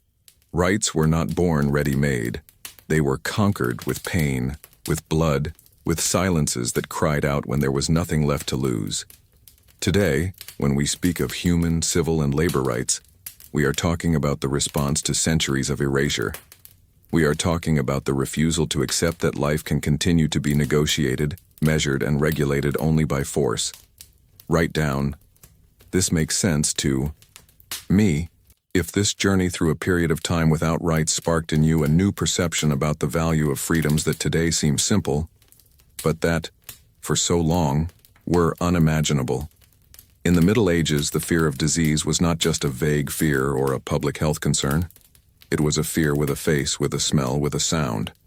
It was the fear of hearing your neighbor's incessant coughing in the middle of the night, of seeing the skin of the child next door covered in black spots, of finding bodies on the side of the road, abandoned because no one had the courage to bury them. Diseases came with no warning. They gave no time to prepare. When they arrived, they swept through entire villages like the wind blowing away dust, and almost always left silence in their wake. They spread like wildfire. All it took was one infected person, a handshake, a hug, a shared meal. In a matter of days, what was once an isolated symptom turned into an epidemic, and panic took over. The bubonic plague, for example, known as the Black Death, transformed Europe in the 14th century. In just a few years, it claimed the lives of tens of millions of people. It was as if death had taken shape and walked the streets, knocking on doors without any criteria. Poor and noble, peasants and priests, women and children. No one was spared. And the cruelest thing was the powerlessness in the face of the invisible. No one knew what caused it. No one knew how to cure it. Now I want to delve even deeper into this subject, because the way these diseases spread reveals much more than the fragility of the human body. It reveals how much collective fear can shape decisions, beliefs, and behaviors. The lack of scientific knowledge turned each outbreak into a fertile ground for assumptions. Blame was placed on sins, stars, contaminated air, foreigners, witches. Rumors, persecutions, and invented guilt emerged. The hidden truth was replaced by narratives constructed in a desperate attempt to give some meaning to the pain. And these narratives had real consequences. Jews were accused of poisoning wells. Women who mastered the art of herbs were seen as threats. Beggars were driven from cities, as if their very presence were a contaminating agent. This was a time when fear was quicker than logic, and suffering more common than compassion. People learned over time to avoid the sick, not out of cruelty, but out of self-protection. Touch disappeared. Presence became dangerous. Isolation was not policy, it was instinct. And even with so many outbreaks, there was so little progress. Medicine was not up to the task. The church had no answers. When prayers failed, despair was all that remained. Many believed they were living in the end times, and perhaps, in a way, they were, because death stalked not only the body, but also hope. It was difficult to maintain faith when you saw an entire village being buried in mass graves, when bells announced the passing of carts full of corpses, when the smell of decomposition mixed with the smoke from candles, bonfires, and empty houses. The psychological impact of all this was devastating. The idea that life could be interrupted at any moment by something unseen profoundly shaped the way people faced the next day. They didn't make many plans. They didn't dream big. Every meal, every night spent sleeping safely was a kind of intimate victory. And this created a mindset marked by urgency and distorted gratitude. Today was everything. Tomorrow was a hypothesis. Even in periods between epidemics, the presence of disease was constant. Fevers, infections, wounds that did not heal, dehydration, worms. All of these circulated among people as part of everyday life. Poor hygiene, contaminated water, contact with animals, precarious housing conditions, all contributed to the body being constantly at risk. Frailty was a permanent state, and health a temporary exception. It was necessary to resist, even without knowing how, even without knowing why. And even in this environment of so much pain, there were gestures of care. Someone who shared a cup of tea, a neighbor who risked visiting the sick woman, a man who carried his father's body, even though he was afraid to touch it. These small gestures were lights in a dark time. They were a reminder that, even surrounded by death, Humanity insisted on surviving with some dignity, not out of heroism, but out of necessity, because caring for others was often the only way to feel alive amidst the chaos. Each person's journey was marked by these contradictions: fear and courage, flight and compassion, silence and prayer. Illness was not just a biological event, it was constant proof of human powerlessness in the face of the unpredictable. But it was also proof that even in the worst-case scenarios there was still room for some kind of resistance. The body would get sick, but the soul would cling to what little was left. The presence of someone, the strength of a belief, the touch, that even if risky was necessary. Today, looking back, it is easy to think that the Middle Ages were a time of ignorance and suffering, and indeed they were. But they were also a time of silent struggle, of survival on the edge, of human strategies to avoid losing ourselves completely in pain. And this tells us a lot about who we are, about how fear can paralyze, but also move, about how, in extreme times, care can become stronger than illness. Comment below. This makes sense to me. If this journey through the diseases of the Middle Ages made you think about the limits of the body, the power of fear, and the strength hidden in small actions. Winter, in the Middle Ages, was not a season. It was an obstacle, a real threat, a crossing that not everyone could complete. Surviving the cold did not depend solely on willpower or romantic bravery.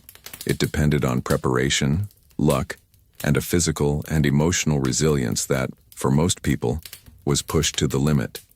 Winter was merciless to the weak, cruel to the careless, and silently lethal to the poor. The snow, the wind, the darkness, everything seemed to turn against the unprotected. Most people's homes were simple constructions, often made of mud, raw wood, and straw. Thermal insulation? Non-existent. The only source of heat was the fire in the center of the room, and even that would quickly go out when the firewood ran out. This firewood had to be stocked in advance, often gathered little by little, hidden and divided among neighbors. You couldn't make a mistake in the calculation, and the problem was that almost no one had any room for error. Winter required planning, but hunger and the year-round routine left no room for thinking about later. When the cold arrived, it revealed who was prepared and who wouldn't have a chance. Now I want to go even deeper into this subject, because the medieval winter was not just a climatic phenomenon. It was a force that reorganized life, relationships, and priorities. During the months of intense cold, daily life changed. The days were short, dark, and humid. The body took longer to react. Work in the fields almost completely ceased, and with that, food began to run low. What had been stored in the fall had to last, and each week, the portions got smaller. The bread got harder. The soup got thinner. Meat, when there was any, was smoked and rationed carefully. Hunger took on new layers. More than absence, it became vigilance. It was necessary to control even one's appetite. It was not uncommon for people to die of cold inside their homes. Literally. During the night, when the fires went out and the winds blew through the cracks, the weakest would succumb. Children, the elderly, the sick. The body could no longer generate enough heat, and often those who slept next to you would wake up next to silence. There was no wake. There was no farewell. There was timeless mourning, muffled pain, because winter did not wait for you to process the loss. It was still there, demanding more firewood, more care, more sacrifice. The winter mentality was marked by restraint. Clothes were worn to the limit. Almost nothing was washed, so as not to expose the body to the freezing water. Baths disappeared completely. Coexistence became more intense, forced. Everyone together in a single room, breathing the same air, sharing the same space, and often the same fears. Respiratory diseases spread quickly, and there was no escape. What today would be a common flu there could mean the end. And yet, there were survival rituals. Storytellers gained importance, bringing distraction on long nights. Music kept the mind active. Simple games with stones, dice, or fortune-telling kept restless children sane. Women spun wool, sewed clothes, prepared dried herbs stored since the harvest. Everything was used. Nothing was wasted. Each small activity was a gesture against the inertia of the cold, and each gesture was a way of resisting. The emotional impact of winter was profound. It was a season that tested one's inner limits. The constant darkness affected one's mood. The lack of physical movement weighed on the body. The silent fear that there would be no food tomorrow, that the roof would cave in, that a child would get sick, kept everyone on edge. Time seemed to stretch out. Each night was a cycle of waiting. Waiting for the light to return. Waiting for spring to arrive. Waiting for the worst to pass. And this kind of waiting, full of uncertainty, shaped the way people viewed time. Winter also revealed inequalities more cruelly. In castles, the cold was mitigated by thick tapestries, abundant fireplaces, and fur blankets. In monasteries, the stone structure offered more solid shelter, and the monks followed strict routines to maintain mental order. In villages, the cold entered through the door like a silent invader, and for the homeless, the wanderers, the strangers, winter was a sentence. Many did not survive the first frost. It was the season in which the invisible died without a name, without a voice, and without mourning. And even in this scenario, there were bonds. Families came together, literally huddled together to share warmth. The bonfire became the center of the world, and around it, despite the fear, there was affection. Winter forced closeness, and with that, memories were often born. Stories of overcoming, of someone who survived because their neighbor shared the last potato, of a child saved by an herbal tea prepared by an elderly woman. It was in these small but meaningful gestures that life clung to what was left of hope. There was also a surrender to that which could not be controlled, a silent respect for nature, for its phases and cycles. Winter was not hated. It was feared and accepted. Faith gained strength, praying for the days to pass quickly, for the sun to return, for the wheat to sprout again. Spirituality mixed with the cold. It was common for prayers to change tone at this time of year. Less formality, more supplication. Less liturgy, more humanity. Because when everything around us threatens to freeze, what warms us comes from within. Sure, here's the continuation of the script, strictly following all the instructions you provided, in approximately 7,000 characters. In the Middle Ages, childhood was a word that barely existed, not in the sense we give it today, with its tones of discovery, protection, and time to grow. Being a child, back so, then meant being too small to carry tools and big enough to obey. From an early age, children were already inserted into the harsh logic of survival. And this was not a choice. It was a necessity. If the family wanted to eat, everyone had to contribute. And quickly. Boys and girls aged 7, 8, or 9 were already taking care of animals, sweeping stables, washing clothes, carrying water, gathering roots and firewood. Their arms were still short, their feet bare, but they carried the load of grown-ups. There was no time for games. When they did happen, and yes, they did happen sometimes, they were brief, improvised, hidden between tasks. A piece of wood became a sword. A pile of clay became a castle. But soon the mother's call came, the father's serious look, and the child returned to his place in the adult world. Now I want to go even deeper into this subject, because what is revealed behind this interrupted childhood is a collective mentality that saw growth as something functional. The child was an adult in formation, yes, but not in the sense of emotional development, but rather as a piece that needed to be useful as soon as possible. There was no talk of stages. There was no expectation of maturity. Obedience came before understanding, strength before reflection. And this shaped not only the bodies of these children, but also their identity.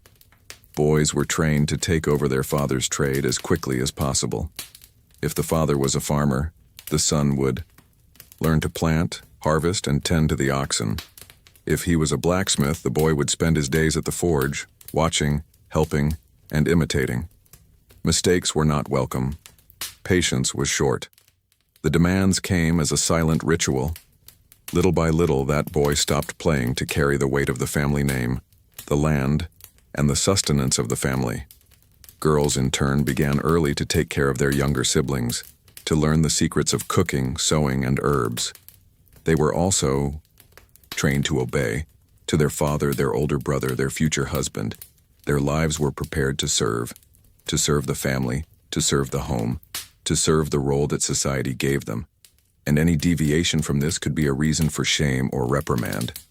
There were implicit rules, which were taught with a look, with a tone of voice, with the heavy silence after a wrong gesture. Medieval childhood was not romanticized. It was often invisible. Stories were not written for children. Spaces were not created just for them. The church baptized newborns, but considered them prone to sin from an early age. The idea of child purity was more theological than practical. Children were seen as someone to be molded, corrected, disciplined, not as someone to be emotionally protected. This had a profound impact on the way generations related to one another. And even with all this, there were bonds. Between siblings especially, children caring for each other with a kind of silent tenderness, a sharing of bread, a blanket shared on cold nights, a shoulder to cry on in secret. These small gestures became refuges in a world where affection was scarce and work was immense. And it is in this subtle space that medieval childhood breathed, even when suffocated, in the bonds that children created between themselves. The loss of childhood, in this context, was not perceived as a loss, because there was no comparison. No one knew any other way to grow up. And that is where one of the most shocking hidden truths lies. Suffering only reveals itself as such when there is another parameter. For those boys and girls, the work routine was just life. Normal, expected. No one cried over something they didn't know existed. No one desired rest because they had never known free time. The rare moments of respite came during religious festivals, when the village gathered, when there was music, dancing, and different foods. There, the children ran, played, and watched the adults with curious eyes. It was in those moments that childhood almost appeared. Almost. But it soon passed. Monday began early, and work called again. The psychological impact of all this was long-lasting. Adults who never learned to dream. Women who never allowed themselves to rest. Men who only knew how to educate with rigidity because they never received affection with gentleness.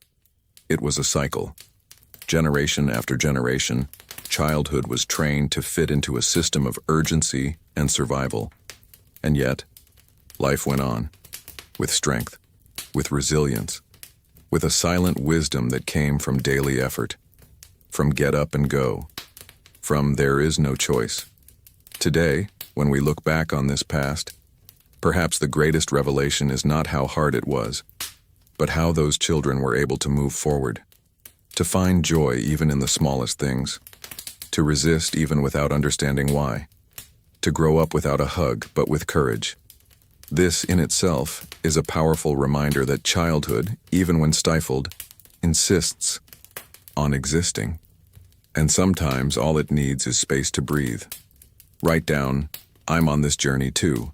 If this trip through medieval childhood touched on any memories, sparked a reflection, or made you look with more empathy at the small gestures that keep hope alive, even in the most arid scenarios. Perfect.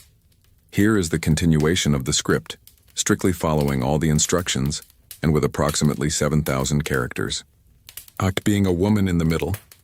Ages was in many ways a sentence, not a sentence read aloud by a judge, but a silent sentence, rooted in the social structure, written in everyday gestures, in imposed roles, in inescapable expectations.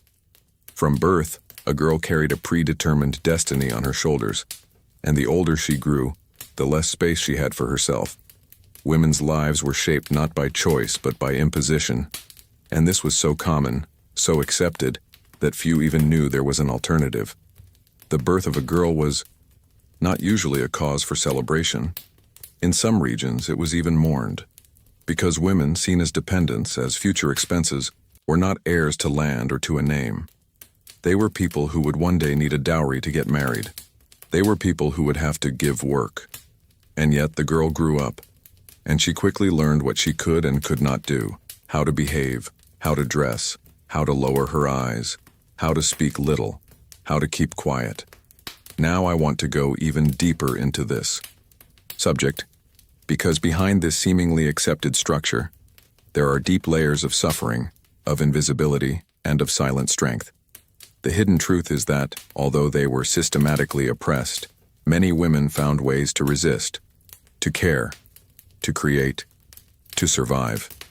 But this does not negate the fact that to live as a woman in the Middle Ages was to live under the constant gaze of surveillance, of the family, of the village, of the church. At 12 or 13 years old, a girl was considered ready for marriage. There was no romanticism in this. It was a transaction, often made between families, aiming at economic or territorial alliances. She did not choose. She was chosen. Sometimes by a much older man, sometimes by someone she had never seen. And when she got married, she did not gain freedom. She changed owners. She went from the authority of her father to that of her husband. She had no rights over her property. And above all, she had no rights over her own body. The female body, in fact, was public territory for judgment, control, punishment. A woman's behavior could tarnish the honor of an entire family. An outfit considered inappropriate, a conversation with the wrong man, a laugh at the wrong time. All of this could be interpreted as a threat. Virginity was an obsession. Fertility was an obligation. If she didn't get pregnant, it was her fault. If she lost the baby, it was divine punishment. If she had only daughters, it was a cause for disappointment. There was no escape. And even in marriage, female consent was ignored. Sexual relations were not seen as something that required reciprocity. They were the wife's duty. And if she refused, she could be accused of disobedience, heresy, rebellion. Domestic violence was not a crime. It was common practice, accepted.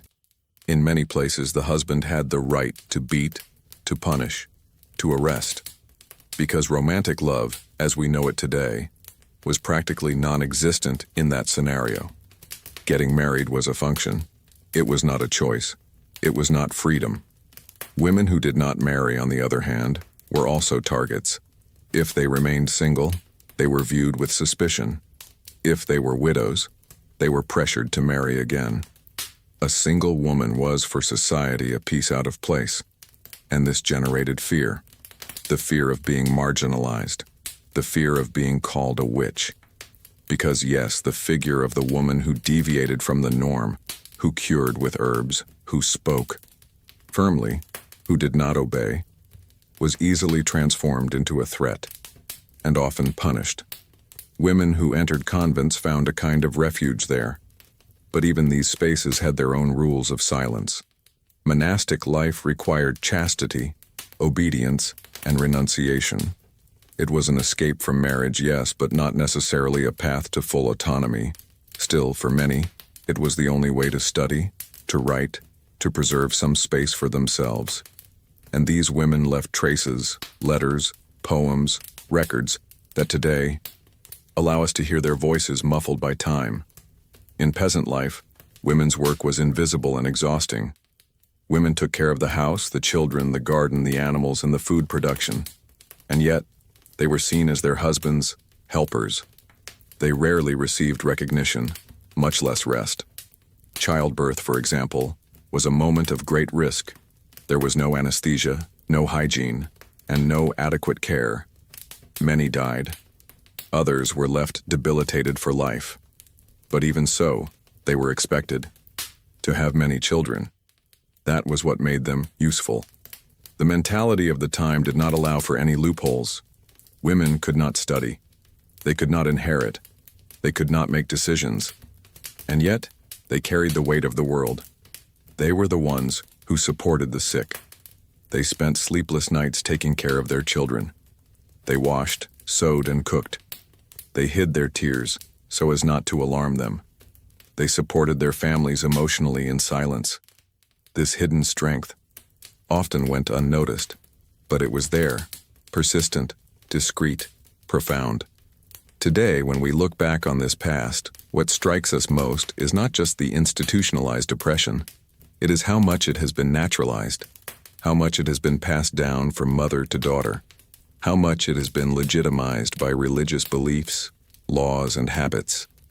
And this makes us think about the roots of many structures that still exist, about the impact that centuries of silencing have left, about the battles that are still being fought, and above all, about the power that exists in remembering these stories. Because telling these hidden truths is, in a way, an act of reparation. It is bringing out of the shadows lives that were erased. It is allowing the pain of many to become awareness for others. It is remembering that even when everything seemed lost, some women dared to be different. And even though they were punished for it, they left marks, small but firm, like seeds. Comment below. This makes sense to me. If this part of the journey made you look at the story with more empathy and realize that resisting sometimes is as simple a gesture as existing. Perfect. Here is the continuation of the script based on the theme, ignorance was imposed. Books were a luxury. Maintaining the same engaging style, fluid language, and approximately 7,000 characters. Imagine living in a world where knowledge is locked away, where learning to read is not a right, but a privilege for the few. In the Middle Ages, knowledge was not something accessible. It was carefully controlled, preserved by a minority, kept out of reach of the majority. Ignorance was not a historical accident. It was part of a mechanism that kept the people obedient, the social structure intact, and power concentrated in the hands of those who knew and did not want to share. The books themselves said it all. They were extremely rare.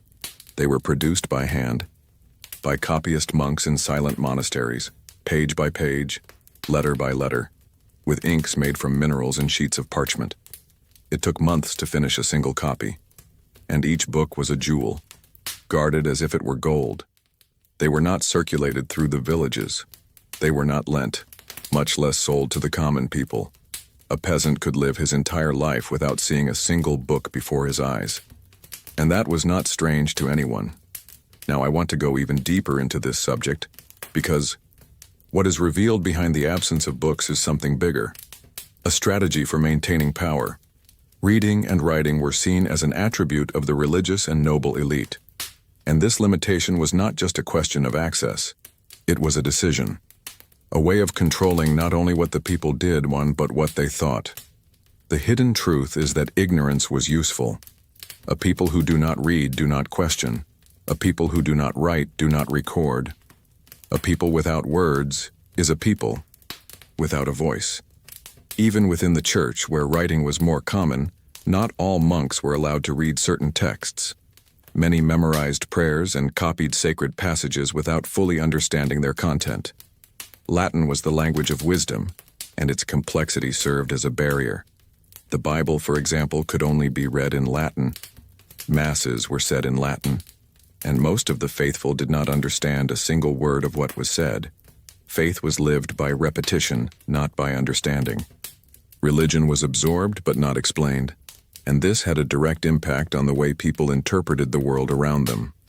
Without access to written information, truths were oral, passed down from generation to generation through stories, legends, and songs. This created a deeply local sense of reality. Each village had its own versions of right and wrong, its own myths, its own explanations of the weather, illness, and death.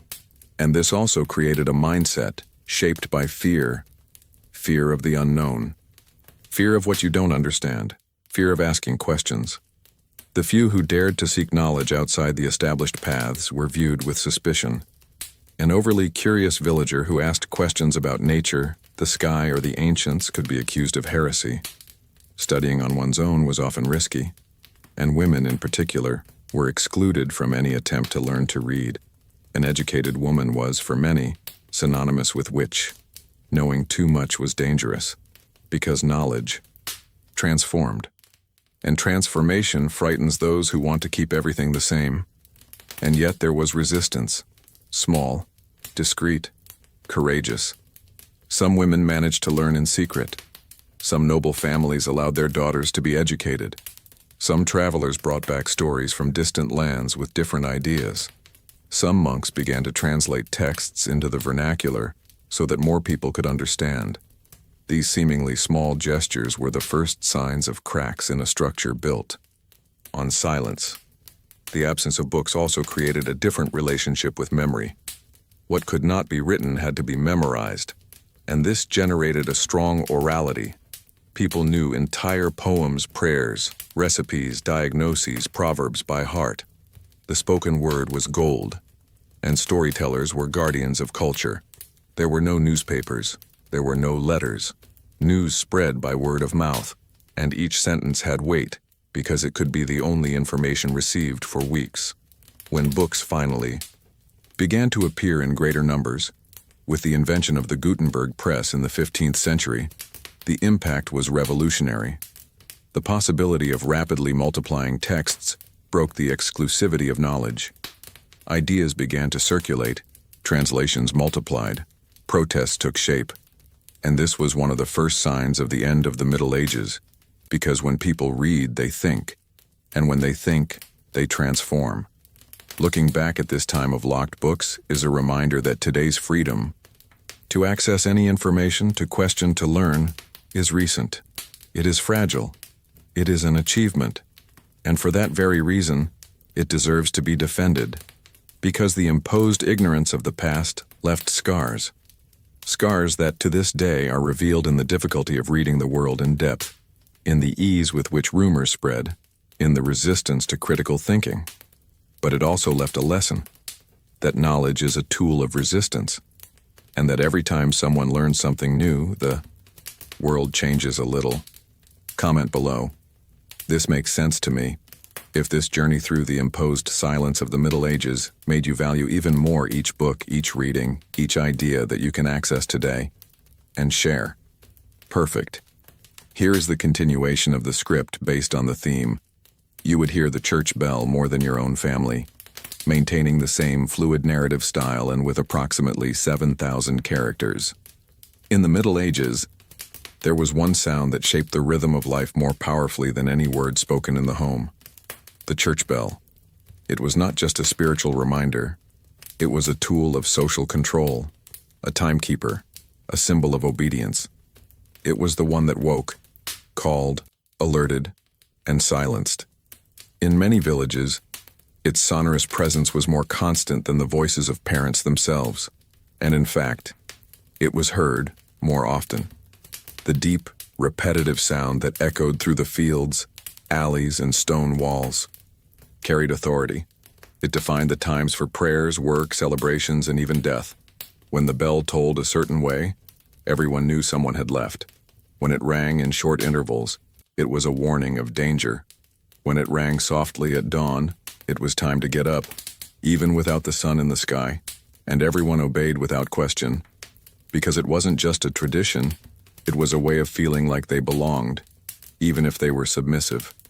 Now I want to go even deeper into this subject, because what lies behind the sound of the bell is much more than a simple routine. It is the construction of a mentality. It is the transformation of faith into an instrument of vigilance. It is the revelation of how the church, more than a spiritual entity, became the absolute center of public and private life. In the absence of clocks, the bell was time. In the absence of a political voice, it was the law. In the absence of schools, it was teaching. And this centralization of power shaped everything from the simplest to the most intimate decisions. At home, parents taught their children to fear hell before they taught them to love. The stories told by the fire were often frightening versions of eternal punishment, divine retribution, and saints who wept blood. Faith, then, was not a refuge. It was an inescapable framework. You might not know how to read. You might not know how to write.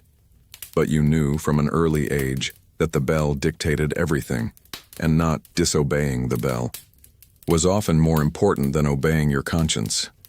The bell was also the great summoner of the masses, mandatory masses, processions that lasted hours, ceremonies to celebrate saints, expel demons, or ask for rain, and absence on these occasions was noticed.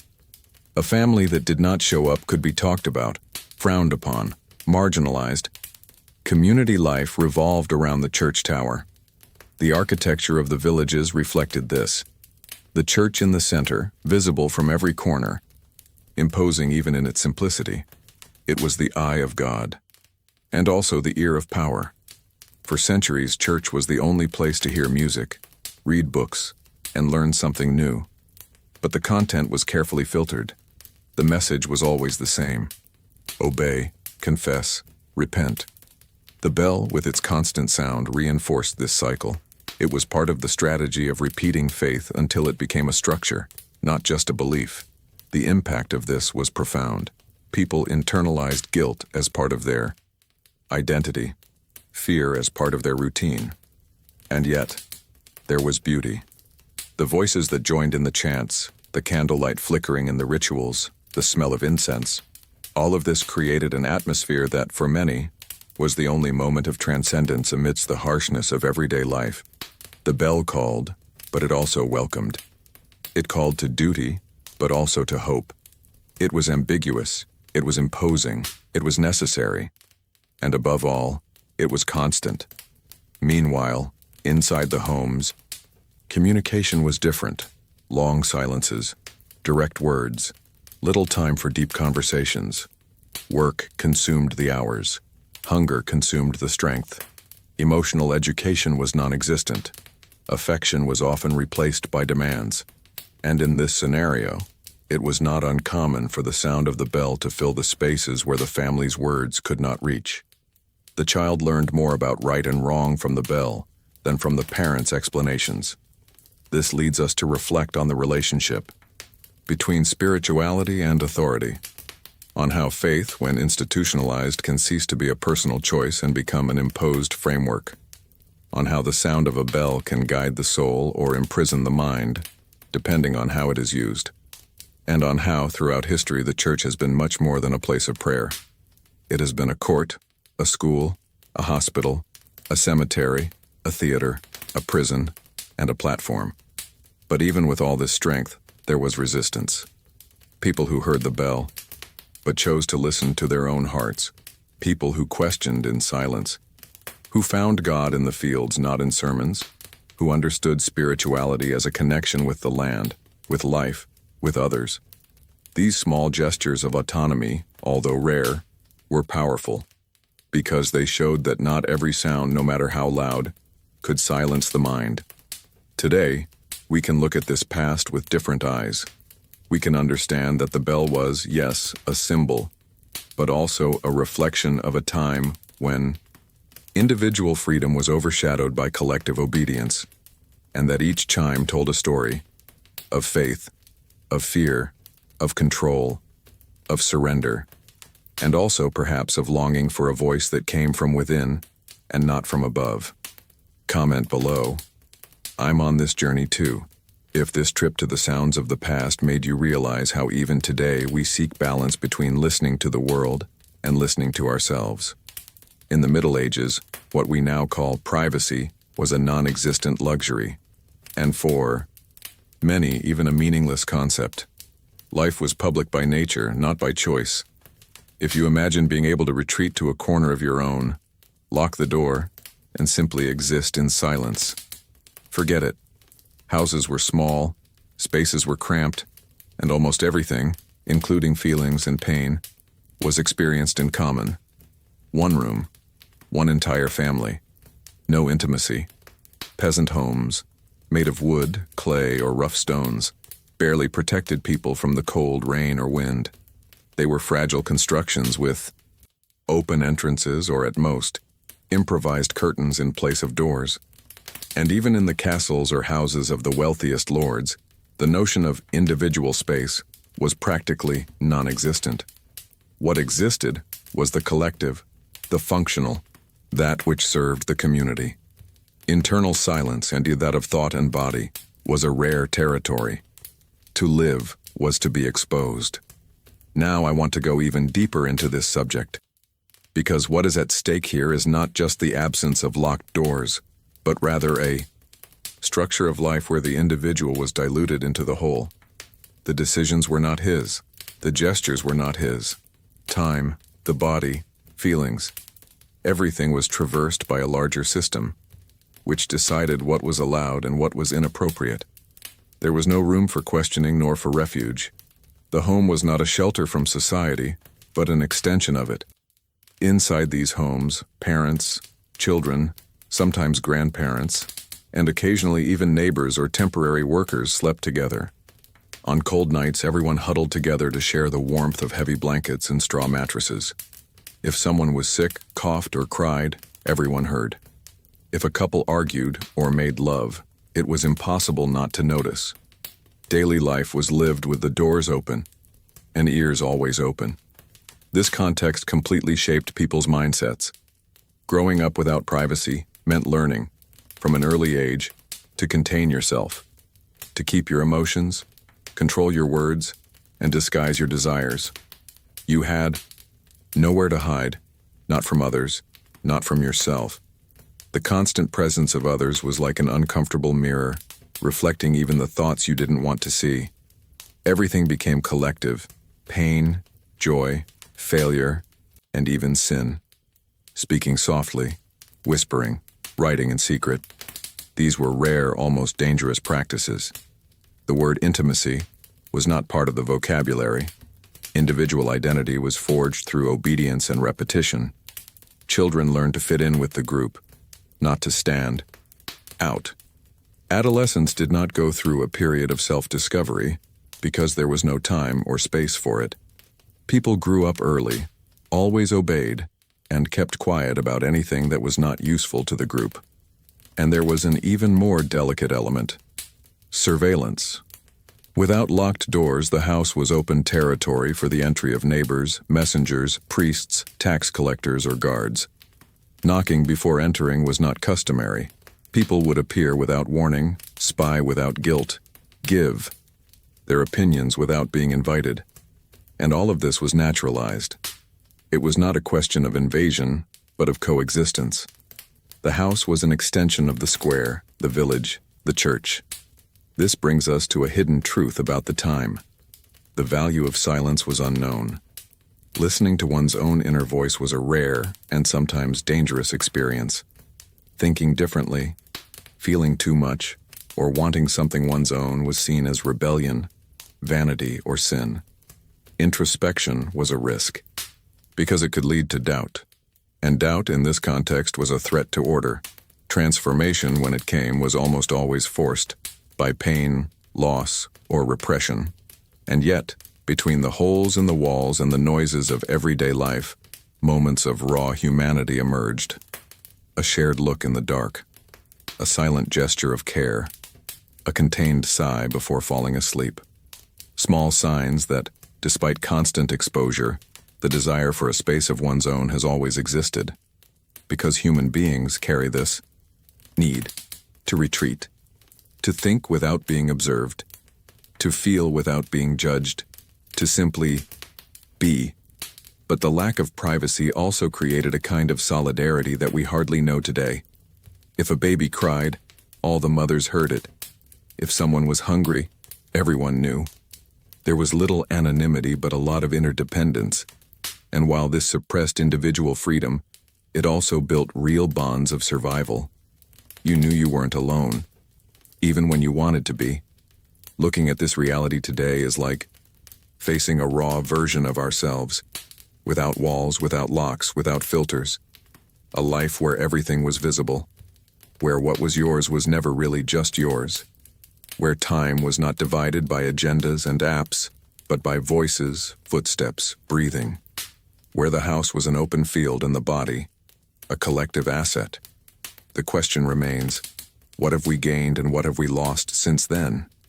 Is having our own room, being able to close a door and hide from the world, an achievement?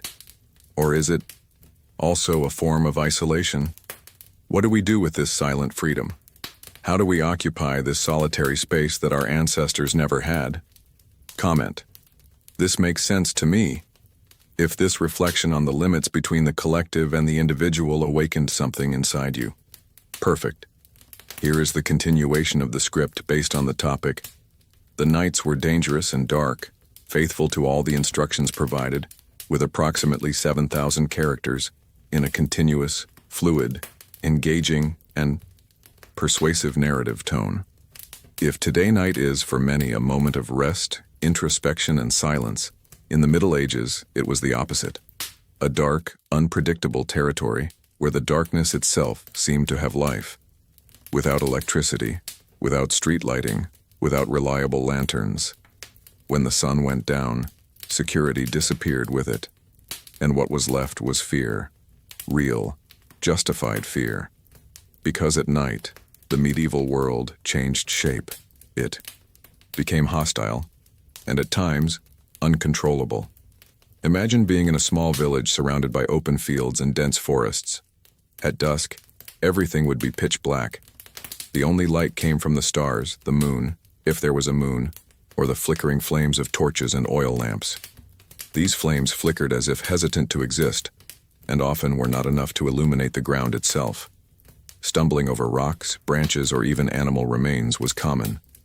Walking at night was always a risky decision, a kind of silent test of courage and recklessness. Now I want to go even deeper into this subject, because this darkness was not just physical, it was symbolic. It represented everything that could not be controlled, everything that escaped reason, and this included the fear of spirits, witches, demons, bandits, wild animals, and even ill-intentioned neighbors. Night, for the medieval peasant, was a time when the invisible gained strength, and the invisible, in those days, was always dangerous. The simple sound of a twig snapping or the distant howl of a wolf was enough to trigger panic, not because they were strange sounds, but because the darkness amplified them. It distorted the senses. It gave space to the imagination. And since everyday life was already full of visible threats, the night seemed to be the perfect stage for invisible threats. That which could not be explained became hidden truth, and fear was passed down from generation to generation like a silent inheritance. No one slept completely peacefully. There were no locks on the doors, as we have already mentioned, and this made everything even more vulnerable. An isolated house with only a thin wooden door offered no resistance to a burglar or even a group of ill-intentioned travelers. Not everyone who knocked on your door at night was welcome, but in that reality, you had no right to refuse help. And fear mixed with social obligation. Night was also the time for the desperate, for those who couldn't move around during the day. Fugitives, smugglers, outcasts, they all preferred to move when others slept.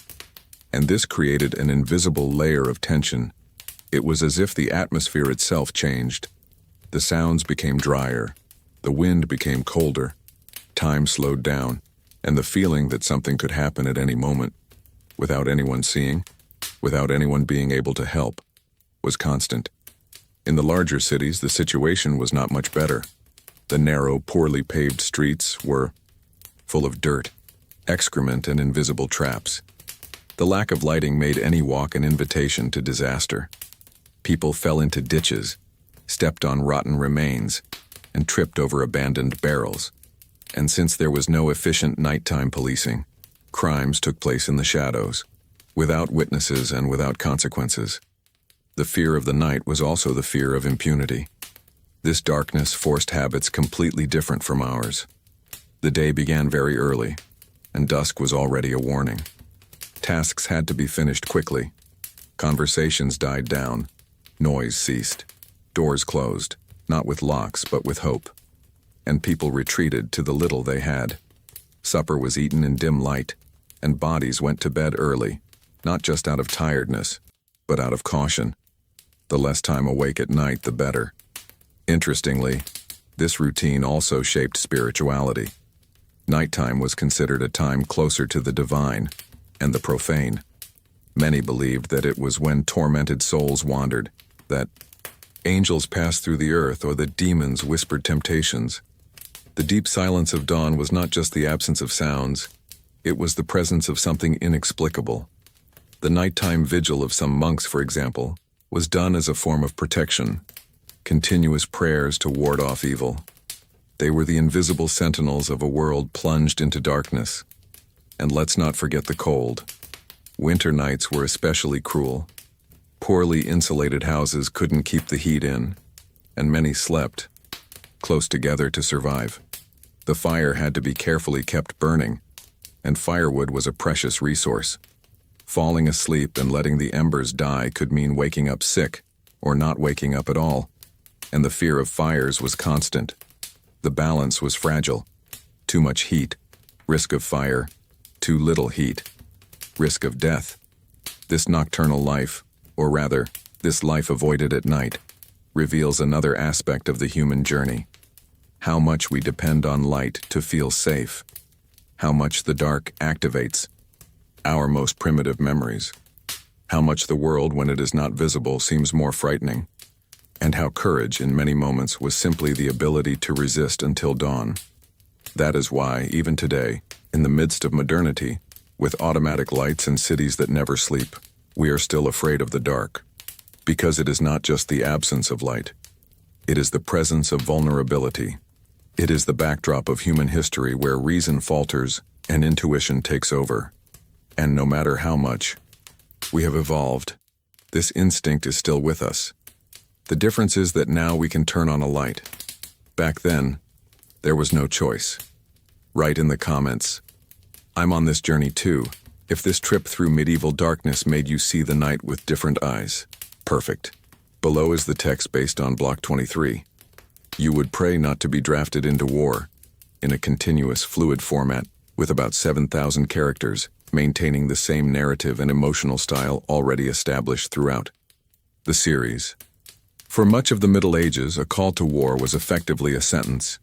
It didn't matter whether you were a peasant, a craftsman's apprentice, or a serf to a petty lord.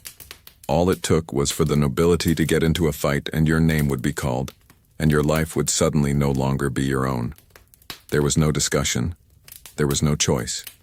You left everything, your land, your family, your home, your hope, and headed into the unknown, with fear in your eyes and faith in your mouth, because prayer was the only mental weapon available. And this prayer was not a formality. It was an internal cry, a desperate request not to be noticed, for the castle messenger to pass by, for your name not to be on that list, for the village bell to ring for another reason. You prayed to stay alive, even without knowing what it meant to live. Because deep down, being summoned was embarking on a journey where the chance of returning in one piece was minimal, and of returning alive unlikely. Now I want to go even deeper into this subject, because this military conscription was more than an order. It was the violent interruption of ordinary life. It didn't matter if you had small children, if your wife was sick, if your harvest depended on another week of work. The system didn't ask. There was no negotiation. There was only authority, and the blind weight of a feudalism that treated bodies as replaceable pieces on a chessboard of power. And the scariest thing, you didn't even know what you were fighting for. The reasons for the war were often distant, involved in land disputes, revenge between nobles, or alliances broken by pride. But those who fought were the poor, those who didn't have quality swords or resistant armor. Often their only equipment was a sharpened stick, a piece of hardened leather, and the illusion that God would protect the righteous. Training, when it existed, was short and improvised. Most of the training was done on the battlefield with little preparation and a lot of adrenaline. And the medieval war scene was an open-air nightmare. There were no clear rules. There was blood, noise, desperation. Fighting was an instinctive act of survival. And dying was either too fast or too slow. It depended on the blow. The brutality of the confrontations did not even respect the wounded. If you fell, hardly anyone would help you. It was every man for himself. And if you were captured, your fate depended on the mercy of the enemy, something rare. Torture was common. Humiliation was expected. Death was commonplace. Those who returned, if they returned, carried scars that went beyond the physical. Many returned mutilated, with missing limbs, impaired vision, broken teeth. Others returned whole on the outside but fragmented on the inside, silent, distant, disconnected, because they had seen what time cannot erase. Friends in agony, children injured, innocents massacred. The war left a trail of darkness that not even the years could erase, and yet the wheel kept turning. A new conflict arose. A new lord demanded soldiers. And again fear spread through the villages. Families wept before leaving, and often did not know where, or if, they would return. The home they left behind was a question mark. Time seemed to stand still. Life hung suspended between a peaceful yesterday and an improbable tomorrow. And this cycle created a mentality of deep resignation. People learned not to dream too big, not to get too attached, to live with one foot on the ground and the other in danger. Because at any moment, everything could change. The king's sword did not recognize emotional bonds, and loyalty was bought with fear, not with respect. It's curious to think that at that time, a young man's greatest fear was not achieving something, but being forcibly taken away from everything, being ripped away from oneself before one even discovered oneself. Being called up for war was also a form of identity theft.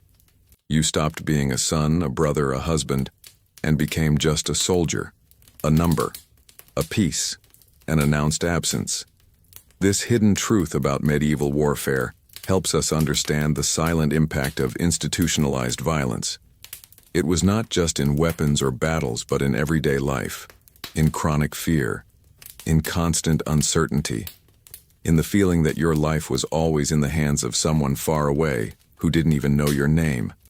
And that is why prayer became an act of resistance, an attempt to keep the soul steady when the body had no choice. Faith was the last refuge, not because it guaranteed salvation, but because it gave meaning to chaos. People prayed not just to survive, but to not forget who they were. Comment below. This makes sense to me. If this journey behind the scenes of medieval wars made you think about the value of living without constant fear of being torn from yourself. Of course, below is the continuation of the script based on Block 24. The smell?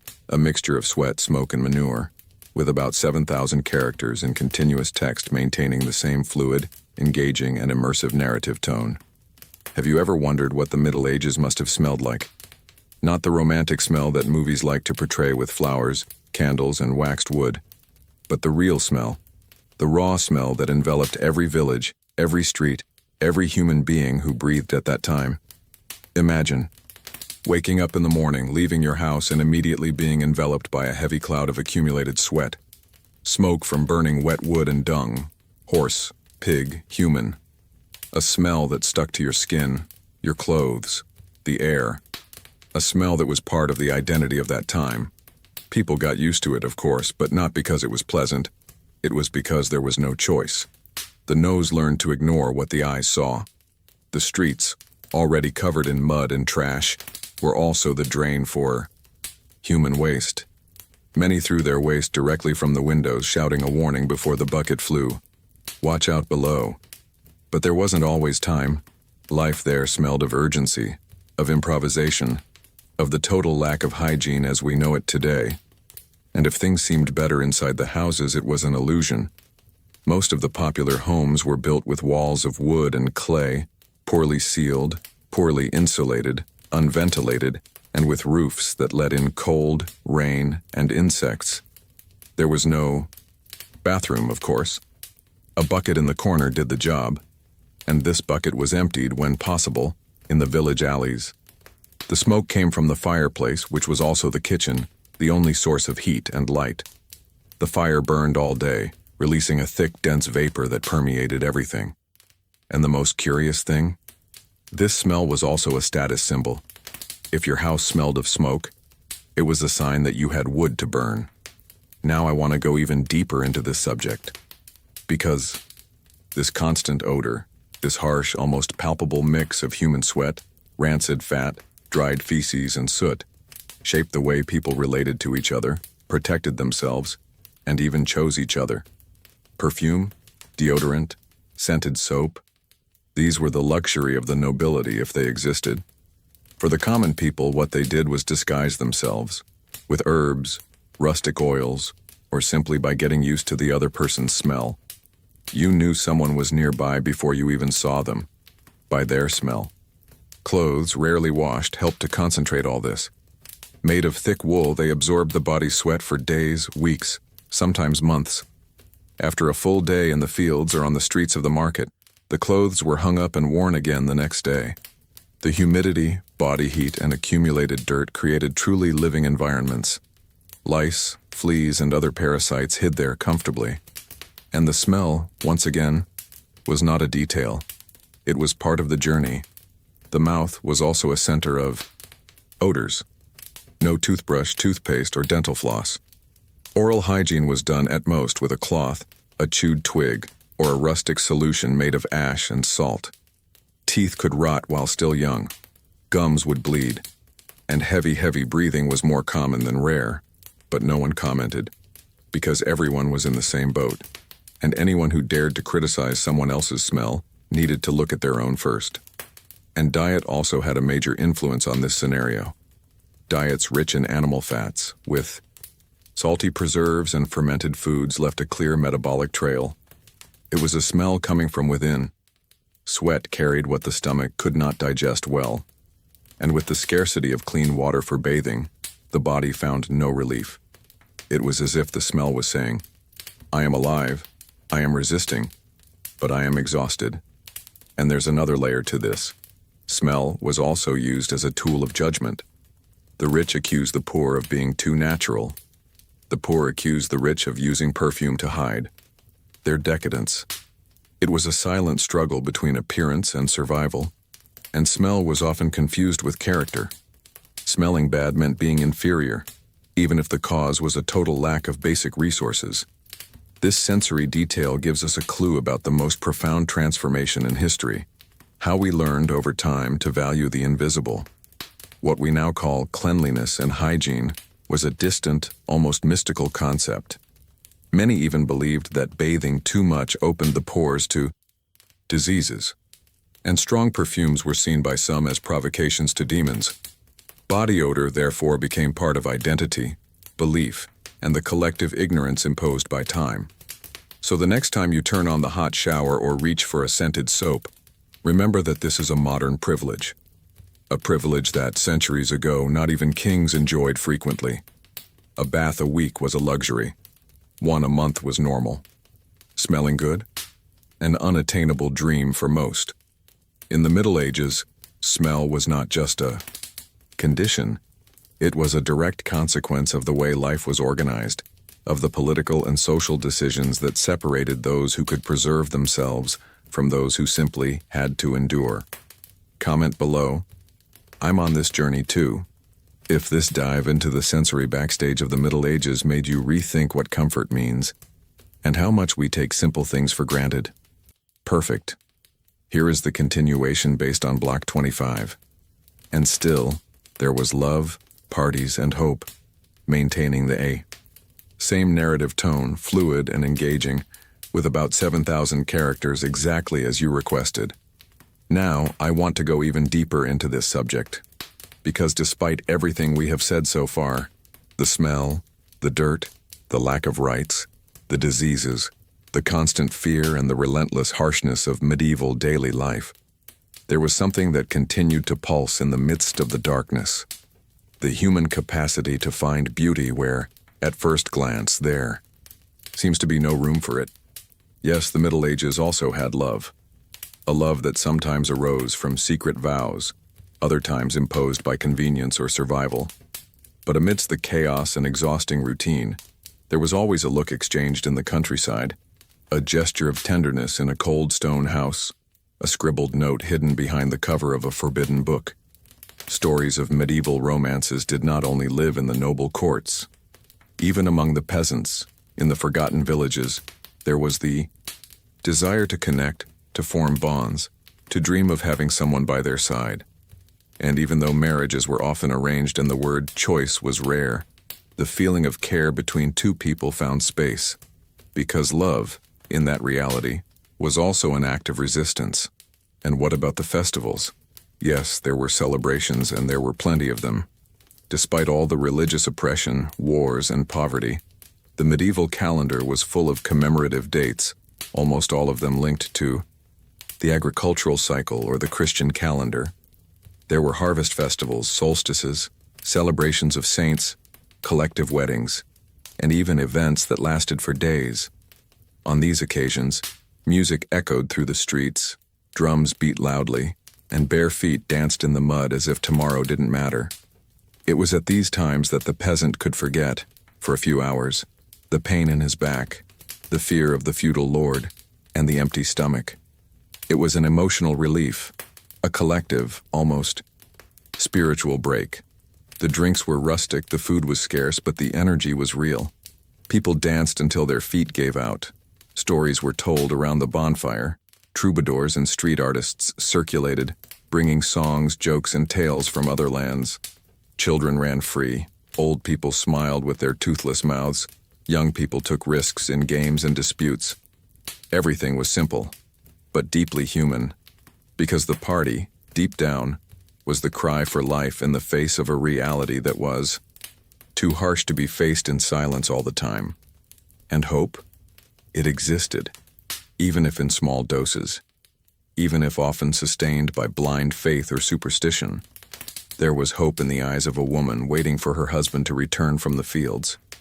Hope in the gesture of a monk copying a book by hand, in the hope that knowledge would one day enlighten other minds. Hope in the calloused hands of a young man planting a new seedling, even after having lost the entire harvest of the previous year. Hope in the whispered prayers inside a dark chapel. And hope in the laughter of a child even without toys, even without comfort, because laughter sometimes was all she knew. This ability to dream in the midst of mud, to love in the midst of fear, to celebrate even when there is nothing to share, is one of the most fascinating hidden truths of this period. We tend to imagine the Middle Ages as a dark and soulless time, and in many ways it was. But if we look more carefully, if we listen to the voices that remain between the lines of documents, between the lines of popular songs, between the lines of objects preserved in museums, we will find small glimmers of light, fragments of humanity that resisted oppression, hunger, and imposed ignorance. It's as if people, even without knowing it, created small gaps in time, small cracks through which life insisted on flourishing, a mentality that didn't come from privilege, but from necessity. Because if it weren't for love, parties, and hope, maybe those people would have succumbed for good. Maybe we wouldn't be here today to tell this story. We need to understand this deeply. We are not talking about romanticizing it. It is not about finding suffering beautiful or sacrifice inspiring. It is about recognizing that even under the worst conditions, the human soul finds ways to breathe. And when we understand this, we begin to realize the impact that small actions have in extreme times. A smile, a gesture of solidarity, a song sung at the Ikyo end of an exhausting day, an awkward dance around the campfire. These things kept people going. And in a way, they still do today. Because even though the world has changed, and it has changed a lot, the essence of what moves us still pulses the same way. The need for connection, for meaning, for pause and laughter, to transform pain into something shareable, to make the ordinary a possible space for beauty. Comment below. This makes sense to me, if you also see this invisible thread that connects us even if centuries separate us. Because deep down, what medieval peasants felt in their difficult days may not be so different from what we feel in ours. Perfect. Here is the continuation faithful to the previous style, with approximately 7,000 characters maintaining the fluid, narrative, and engaging tone. The theme now is, if it were possible, would you live there for a day? Now, I want to go even deeper into this subject, because after everything we've talked about, every raw, uncomfortable, almost unbelievable detail of life in the Middle Ages, an inevitable question arises. One of those that messes with our modern mentality. What if it were possible? Would you agree to live a single day there? Perhaps the first reaction is a very direct no. After all, logic screams, why would anyone in their right mind leave aside the comforts of the present to throw themselves into a daily life without hygiene, without rights, without choices? But look, if we add a little emotion to the equation, this question starts to poke at us in another place, because there is something fascinating about this idea, something that awakens that raw, almost childish curiosity that we feel when we imagine what it would be like to transport ourselves in time and experience with our own body. What, until now, we have only known through words and distant images. You would wake up on a straw mattress, with the smell of smoke permeating your clothes and the sound of chickens and pigs nearby. Your bare feet would be on a cold dirt floor, and the water you might use to wash your face would come from a bucket that had been left outside overnight, collecting dew and dust. There would be no mirror, at most, an opaque metal surface, and your reflection would look strange, out of place, as if it weren't even you. Your first task would not be to open your cell phone or make coffee, but to feed the animals, check the fire, and go out into the fields. You would have no choice about what to do, either work or starve. And not alone. Your family depends on your every move. You might not even understand the language spoken around you because there were so many regional dialects. But that would hardly matter. Your body would quickly understand what your mind cannot yet grasp. Moving is the only way to keep going. And yet, something in you would observe everything with watchful eyes, the details of others' clothing, the smells new and old, the constant and repetitive sounds, the voices chanting prayers in a rhythm that seemed to echo from the bones. You would see children helping adults, old men standing silently by the side of the road, and a group of monks passing slowly by, their robes and books tied around their waists. And perhaps on impulse you would enter a small, dark church.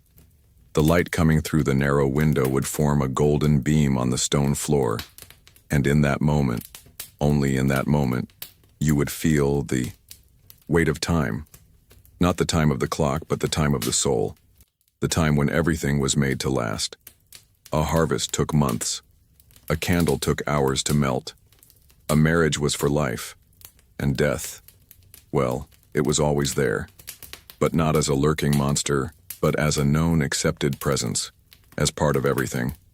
You would realize that those people, even without access to almost anything, carried a depth of existence that we sometimes lack today. Everything was slower, more limited, yes, but also more concrete. Eating was an achievement, sleeping was a relief, loving was a real risk, and every second alive was felt with the whole body, without distractions, without filters, without likes, and maybe that one day would transform you. Maybe you would come back with a different outlook on your own routine, with more respect for the food on your plate, with more gratitude for the clean water coming out of the tap, with more empathy for those who still live in similar conditions today. Because yes, they do exist. In many places right now there are still people living in medieval reality in the 21st century. This exercise of imagination is not about escaping to a better past. It is about understanding the weight of our choices. The hidden truth that history reveals to us is that everything we have today was built on the bones of those who lived before. Generation after generation, decision after decision, someone had to endure so that another could dream. So, maybe you'll be up for this experiment. A single day, not to romanticize misery, but to look at life with different eyes, to realize that the journey you're on today, with its own challenges, is also part of a larger cycle, a cycle of transformation, where each era leaves its mark on the next. And that's why this question, living a day in the Middle Ages, is so powerful. Because it takes you out of autopilot. It puts you face to face with what really matters. Connection, presence, dignity, survival, and most of all, consciousness.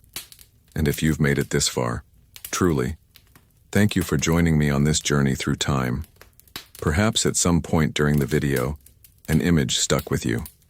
A feeling, a thought, a discomfort, or even a silent desire to value the present a little more. And if so, then this content fulfilled its purpose.